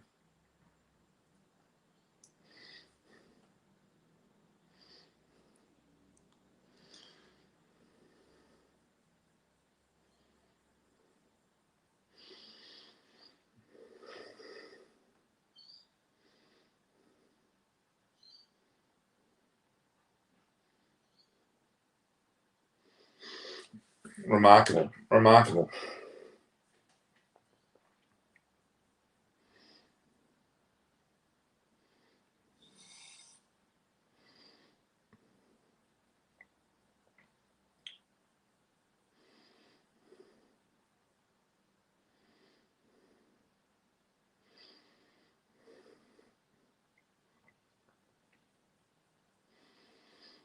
A little bit of aggression there from Cummins, rather wayward short ball.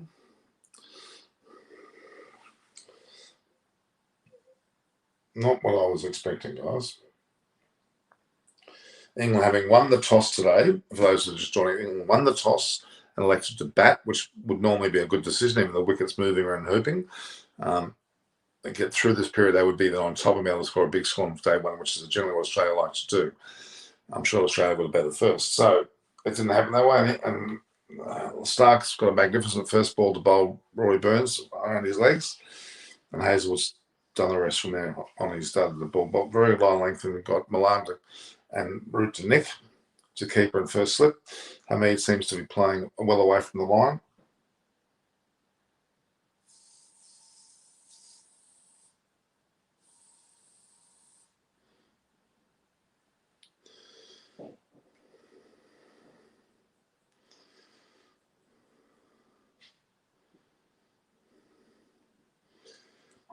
And we've got Cummins coming on for his last ball of his second over.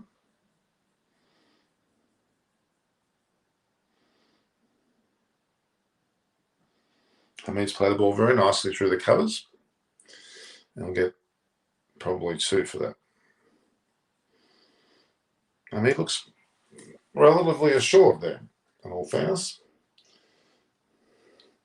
So England are 3 for 13 now after 7 overs. Less than 2 runs an over. Hamid's not out 7. Stokes has only faced 1 ball. He's not out 0. Root, they're replaying Burns' dismissal, awful positioning of his feet. Exposed legs, if he was ball seemed to go, it was a good ball though. It came in around his legs. And a very good ball from Hazelwood got Milan caught by the keeper. Ball that did move away a little bit. Yes, it did have a little away movement. And that was good. That was 2 down. And then the third wicket, a great over from Hazelwood. Short of length, and a fuller ball, and he nicked it to Warner at first slip. And a good catch. Saw them 3 down for 13.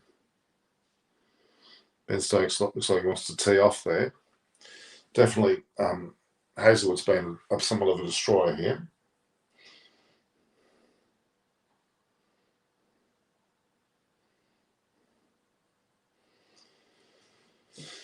Oh boy.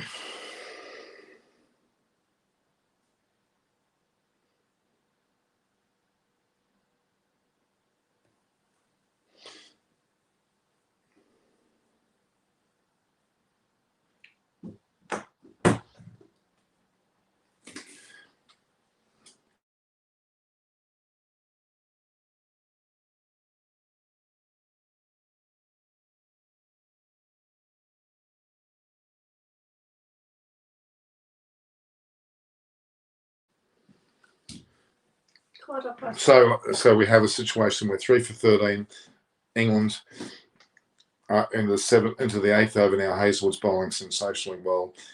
He's got 2 wickets for 1 run. He has not taken a run off him. Quite incredible.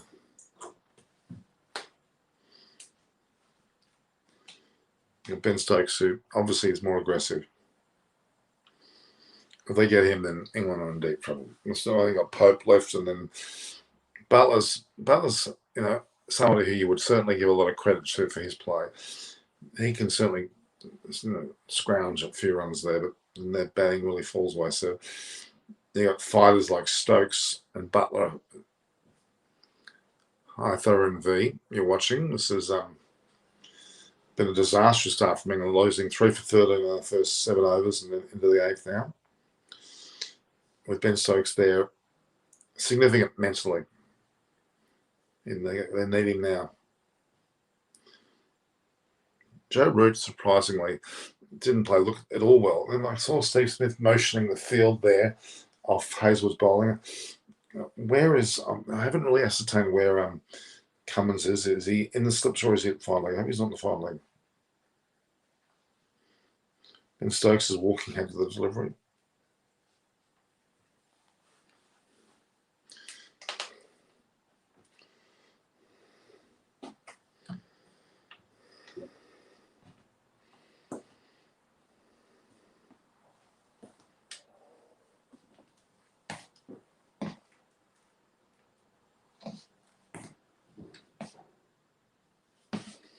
And Stokes has fallen off the mark.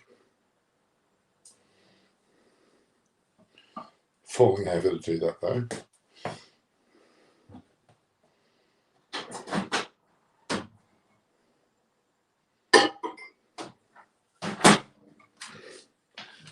So you say that as the Indian audience starts to wake up, they're turning on the TV to see the score is 3 for 13, or 3 for 14 now.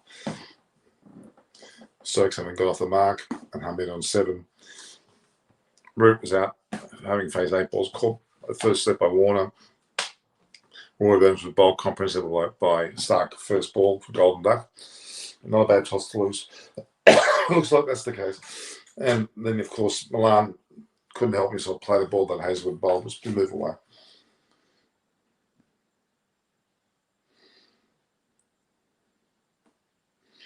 So 8 overs have gone, England are 3 for 15. And quite a significant situation indeed.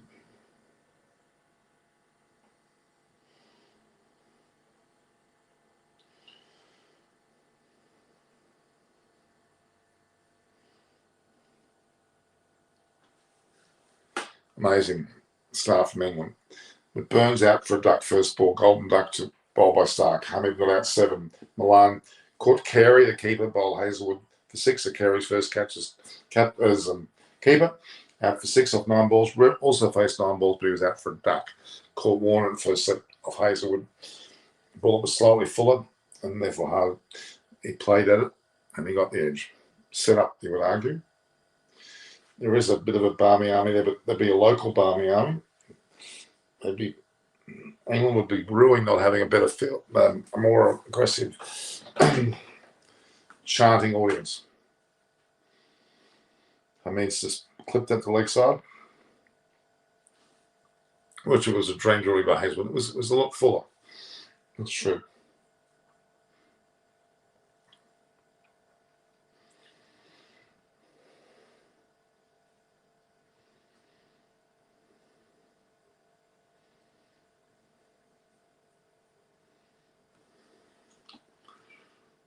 Mark Howard's there. Yeah, it's a 3 for 16 into the 9th over.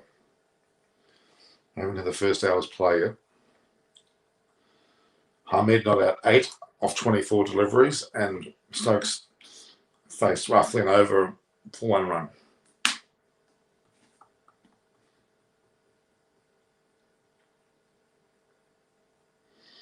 Cummins comes in again for his 3rd over. Stokes looks on top of things a little bit.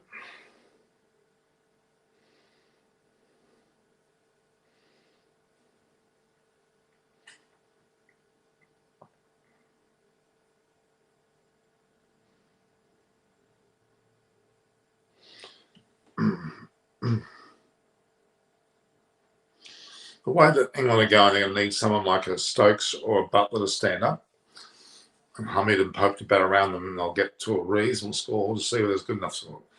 Oh, the ball is certainly bouncing a lot more than expected. Should England have won the toss and bowl first? I don't agree. It's Harris under the helmet, is it? Okay.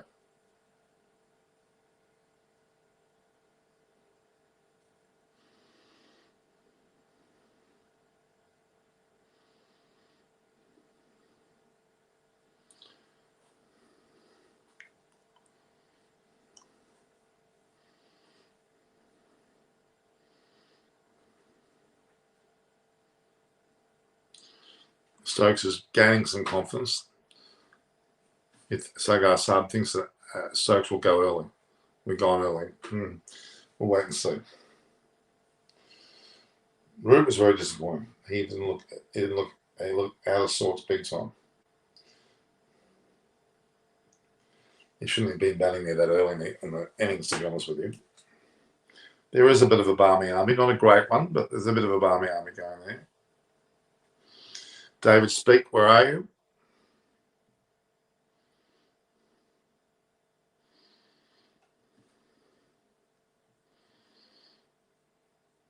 So far it's been the Steve Smith show, I would argue, with the captaincy.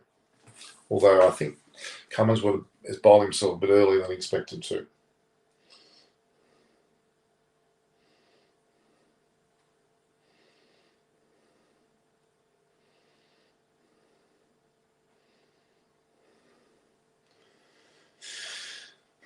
Into the last ball of the ninth over here from Cummins. 3 for 16, no runs at all really on the board. With Lyon warming up, when do you bowl him if you're Cummins? I don't think they need to bowl him just yet. They have to go a few more overs and get a bit more out of the, like, they put Cameron Green on. It's way too early to bring the spinner in, I think. Especially when 3 wickets have fallen.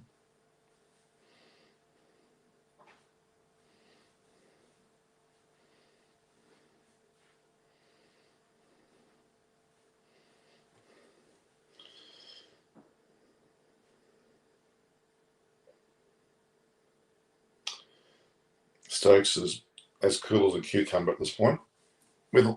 So through an England, Joe Root has only 50 plus average, and Stokes has around 37. The rest of them are less than a they should be bowled after winning the toss on.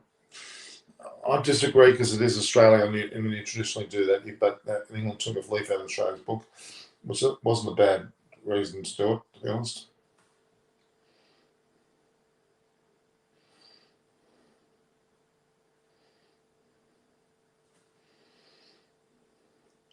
We're going to be on for the whole series, pre and post and into the games a little bit. We'll have a lot of discussion. We'll have some very good audiences. And obviously, as the test grows on the next test, I will be at the test match physically. This one, we're unfortunately in quarantine. Well, not quarantine. If I'd gone to Brisbane, I would have been in quarantine for 2 weeks. Didn't want to do that. The quarantine stops on the Monday, the day after the test finishes. That's all right. Adelaide, Melbourne, Sydney, and ultimately Hobart, let's say I'll be able to go to all of them, so that's not a problem. Why did England bat first? It's traditional Sagar sub for a batting side to win the toss, put them on the bat on the wicket like this. Even though it's difficult early on, if they get through that, they can go on and score a big score, but they haven't gotten through it. They've lost 3 wickets. No Archer here, so Archer would have made a bloody big difference. So Mark Wood will too. Mark Wood is in the side. Chris Wokes is a very good exponent, but so is Robinson. They've got some good bowlers. Well, Hamid's decided to go for it, and he's cleaned up. And that was a clever shot because there was no one back at third man to give it the full blade of the bat, and off it goes. And he decided off a very wide Stark delivery. Stark's back on after giving Cummins a bit of a stint.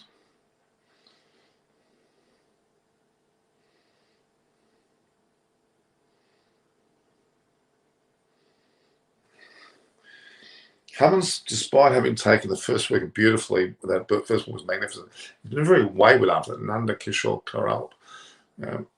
England bat, as I said to you. And I mean, had every reason to go for it. There was a massive gap there. He knew that.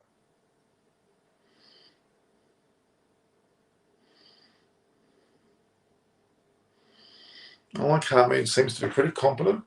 He can't not come in. He's survived the first hour and he's starting to reap the benefits now.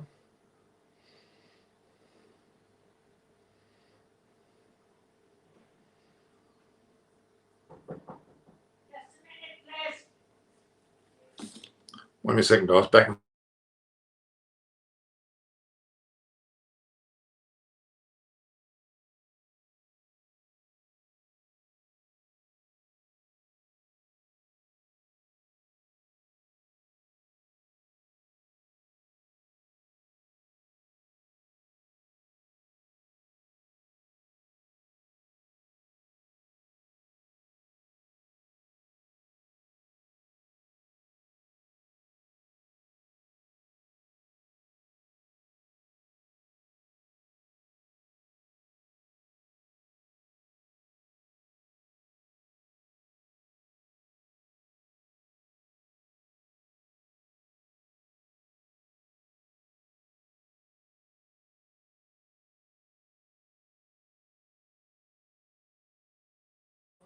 Sorry about that. I had a momentary thing I had to deal with. All sorted now. Me looking pretty competent now at 3 for 20. Good morning from Nunda. Good morning from Chennai. the Indian audience is starting to wake up. You've missed a great start. 3 for 20 on 3 wickets for 20. Rory Burns had a magnificent ball in his leg stump, bowled by Sark. But Sark's been a bit wayward since. Hazelwood come on, magnificent 2 wickets. He took the wicket of a good ball from Milan that just popped, went past his offside, went to the keeper Carey. And then Hazelwood worked Root out, bowling some good short of length deliveries. And one fuller Root came out to a little bit, nicked it to first slip to Warner, and he was out for a duck after 9 deliveries. 3 for 13, I think they were at that stage. Now they crawled to 3 for 20, with Hamid looking reasonably sound on 12, and Stokes very circumspect on 1 off 11 balls. So that's the story where we're at the moment. We've 10 overs gone for 3 for 20. It's still very early to judge what's actually happening here.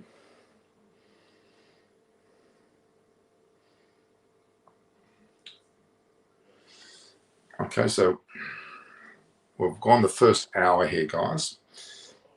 Well, getting close to, we're still at 8 minutes to the hour, 52 minutes actually.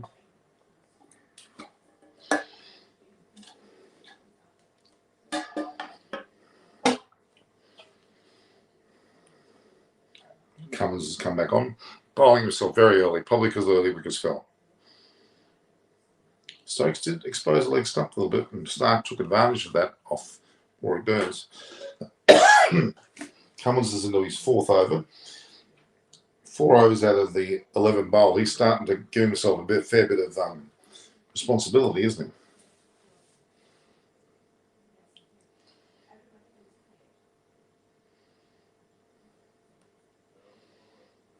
Very impressive start from Australia. Setting the tone with Stark with the first ball where it actually bowled Burns. That was a pretty heavy start. Ooh. Well left because it went all over the stumps.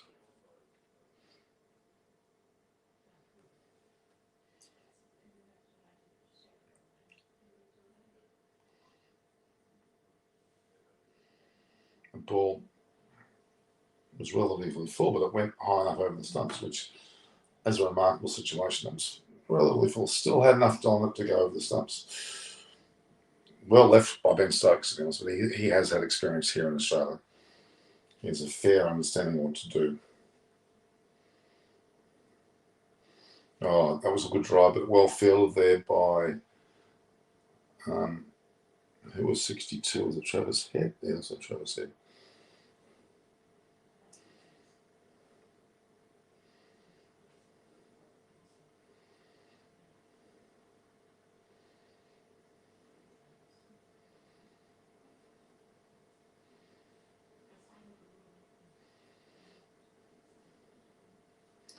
A lot of viewing going on here, guys. A lot of viewing. If it was me in Cummins' shoes, I would have kept Stark on until after lunch with Hazelwood. Yeah, but Hazelwood, obviously, Cummins wants to give himself a go. He hasn't bowled badly, although he hasn't bowled remarkably. The other two took the wickets, certainly.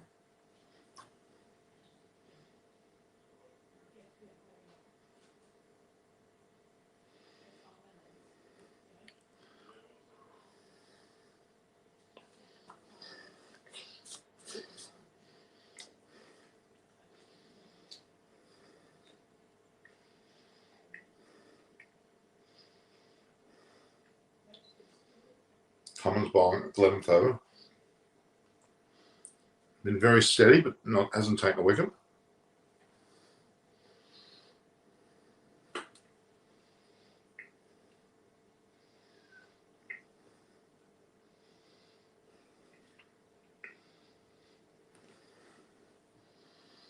So mid-on, mid-off, mid-wicket.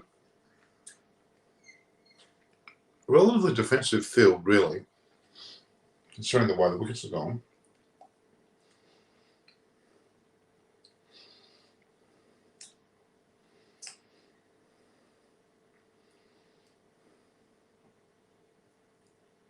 Stokes is very much aware of what to do and is doing it well. Very well indeed.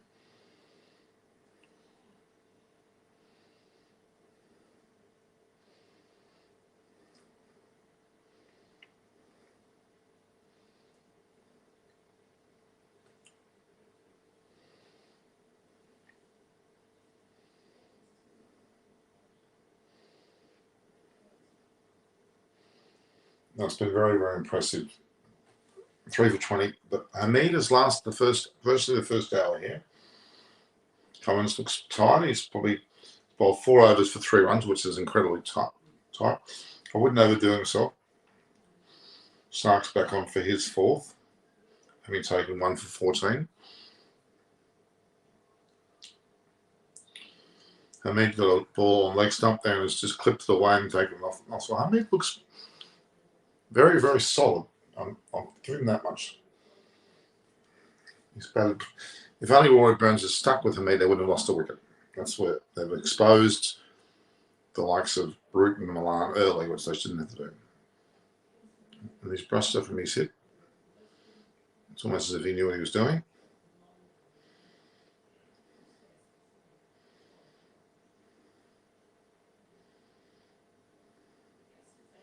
Three for 24 into the 12th over.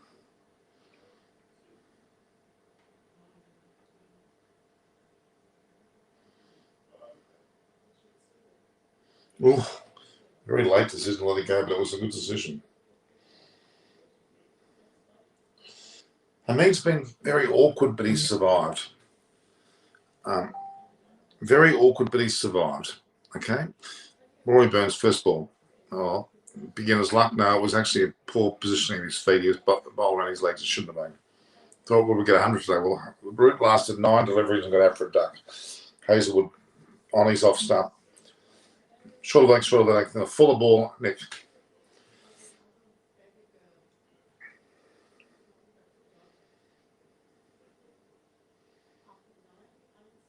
Good ball from Stoke.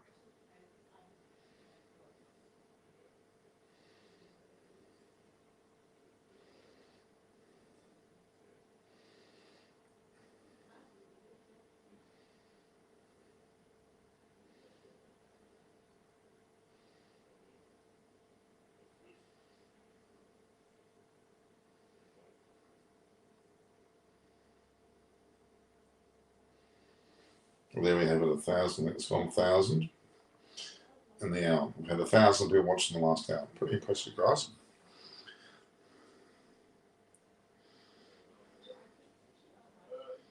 Ooh. Stokes too good for Hamid at the moment, but if Hamid, you would argue, is still cleverly getting out of the way of it. He's surviving. I guess that's why he's an opening bat.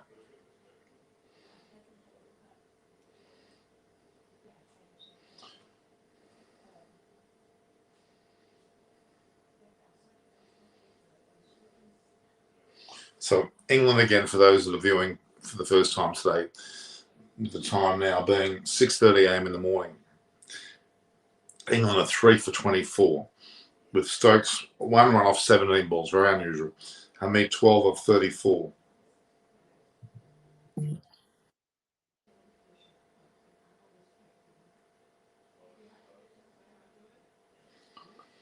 James Rain. I'm going to watch James Rain. He's a singer at the Enmore Theatre here in Sydney.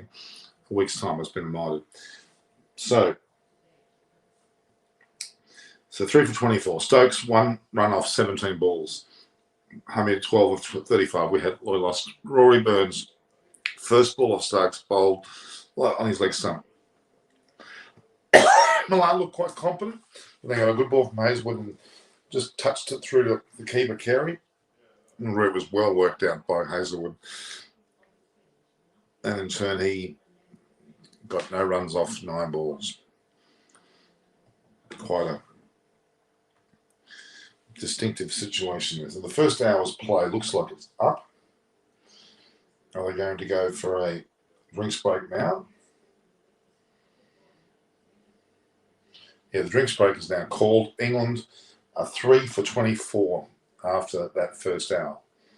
What do you do if you're England now? I'll just keep batting, scratching around, trying to lose any more wickets, and then go into the second and third session and build up a total. Hopefully, 200, maybe a total 250 would be what I'd like to see. So, yeah, it's going to be interesting to see whether that's possible.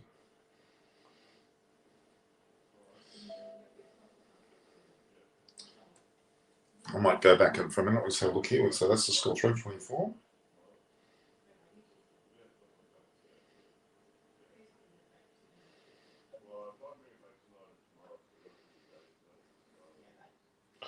Impressive first hour from Australia, 3 for 24. Could easily have been a time when no wicket fell. If Rory Burns would have survived, he could have scratched on like Cummins. There would have been none for. But it hasn't worked out that way, unfortunately. England very happy. Sorry, Australia very happy after their first hour's play, without a doubt.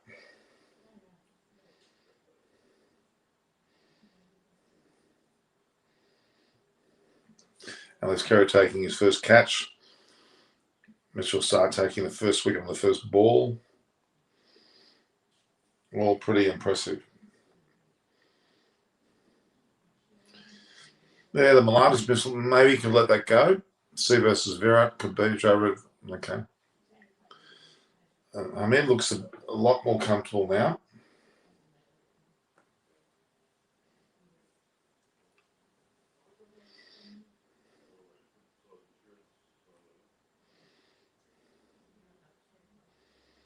Cameron Green has yet to bowl. Lyon has yet to bowl.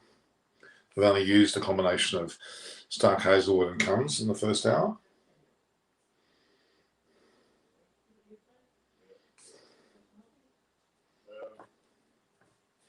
Three for 24 with Stokes on 1 off 17, Hamid 12 off 36. 12 overs completed the first hour's play. Fairly sound start.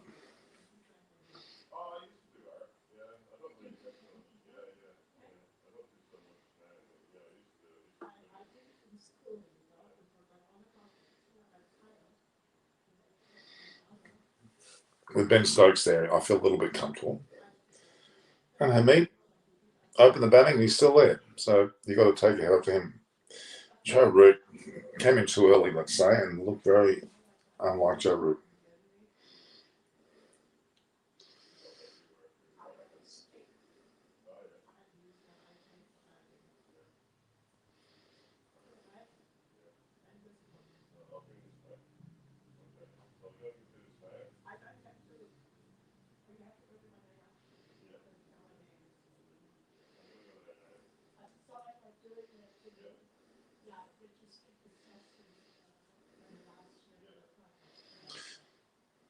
Ben Stokes, we know what he can do. We know what he's capable of doing. And with Butler, they've got a chance with those two coming out at a later stage. Got to get through the next hour now. Play hour by hour, as we know.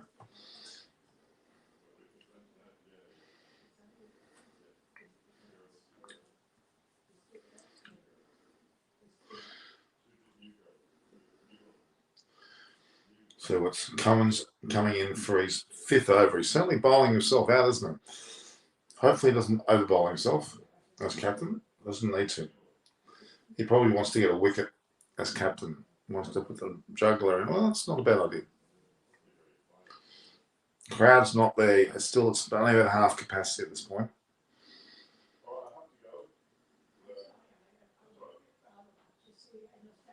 And Stokes likes the length of that ball. I think it's going to get easier and easier to battle. Okay, so even now, it's proved that both Clouderson and Broad are home track bullies. They need the Naturals' help to get the wickets. They will work like, well, yeah, but those two blokes are not playing today. No, but they'll be around for the second, third, and fourth test and get ultimately, I think, perhaps the fifth. I'm pretty sure you see Broad Anderson play the second and maybe the third, and maybe have a break on the fourth.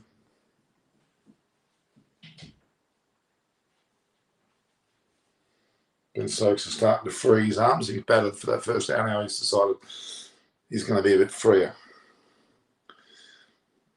And Cummins is probably bowling a bit too much of himself in the first period of time. I would have to argue. It's a good shot. It's a full ball. And he played it quite well.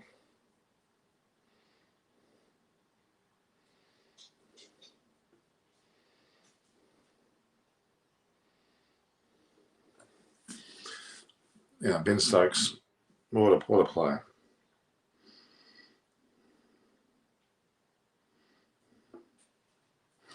Two for 28 into the 13th over here are England. Not an ideal situation at all. Not an ideal situation at all, but you can recover. We'll have to start to do that now.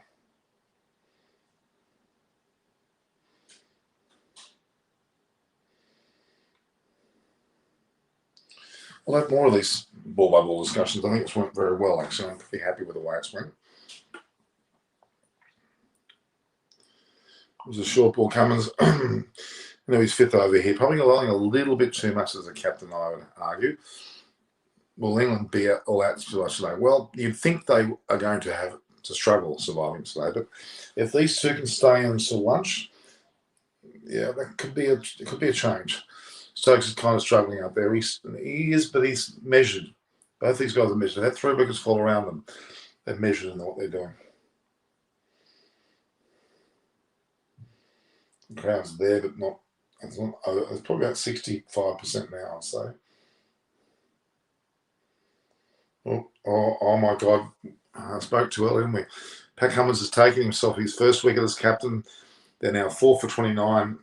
We have Stokes is out, caught at what looked like third slip. 4 for 29. The ball's a legal delivery.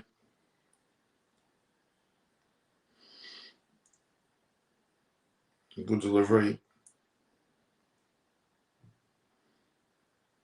Labuschagne's taken that. A third slip. Stokes go for 5. They're 4 for 29. Now they're in some serious trouble. Pope come in, and he's not noted for his batting at this stage, and he will not be happy with these conditions. This is an awful, awful situation to be in. England are 4 for 29. Pope comes in, and into the 13th over, they lost 4 wickets. Big test for Pope coming at 4 down. There's only got Butler after him, and then you've got a fairly long tail of Robinson, Wood, Wokes, and Leach.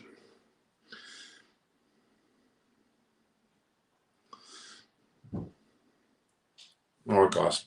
We're going to return later in the day. I've got. I'm only staying for a short period of time. England right now need a player like Pujara right now. They certainly do. Absolutely do.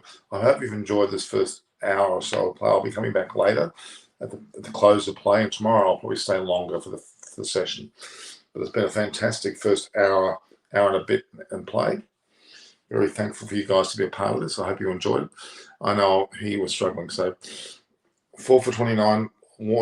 Everything's gone perfectly well for Cummins.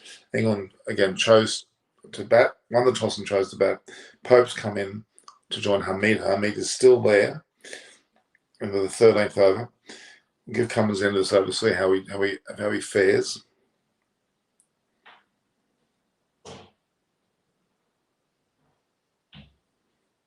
And Pope's decided to go for a single immediately. Clever way to get the ball rolling. And so all the best to you guys. We'll talk later.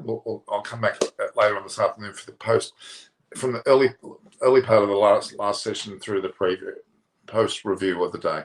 So all the best, guys. Thanks for joining me. See you later this afternoon.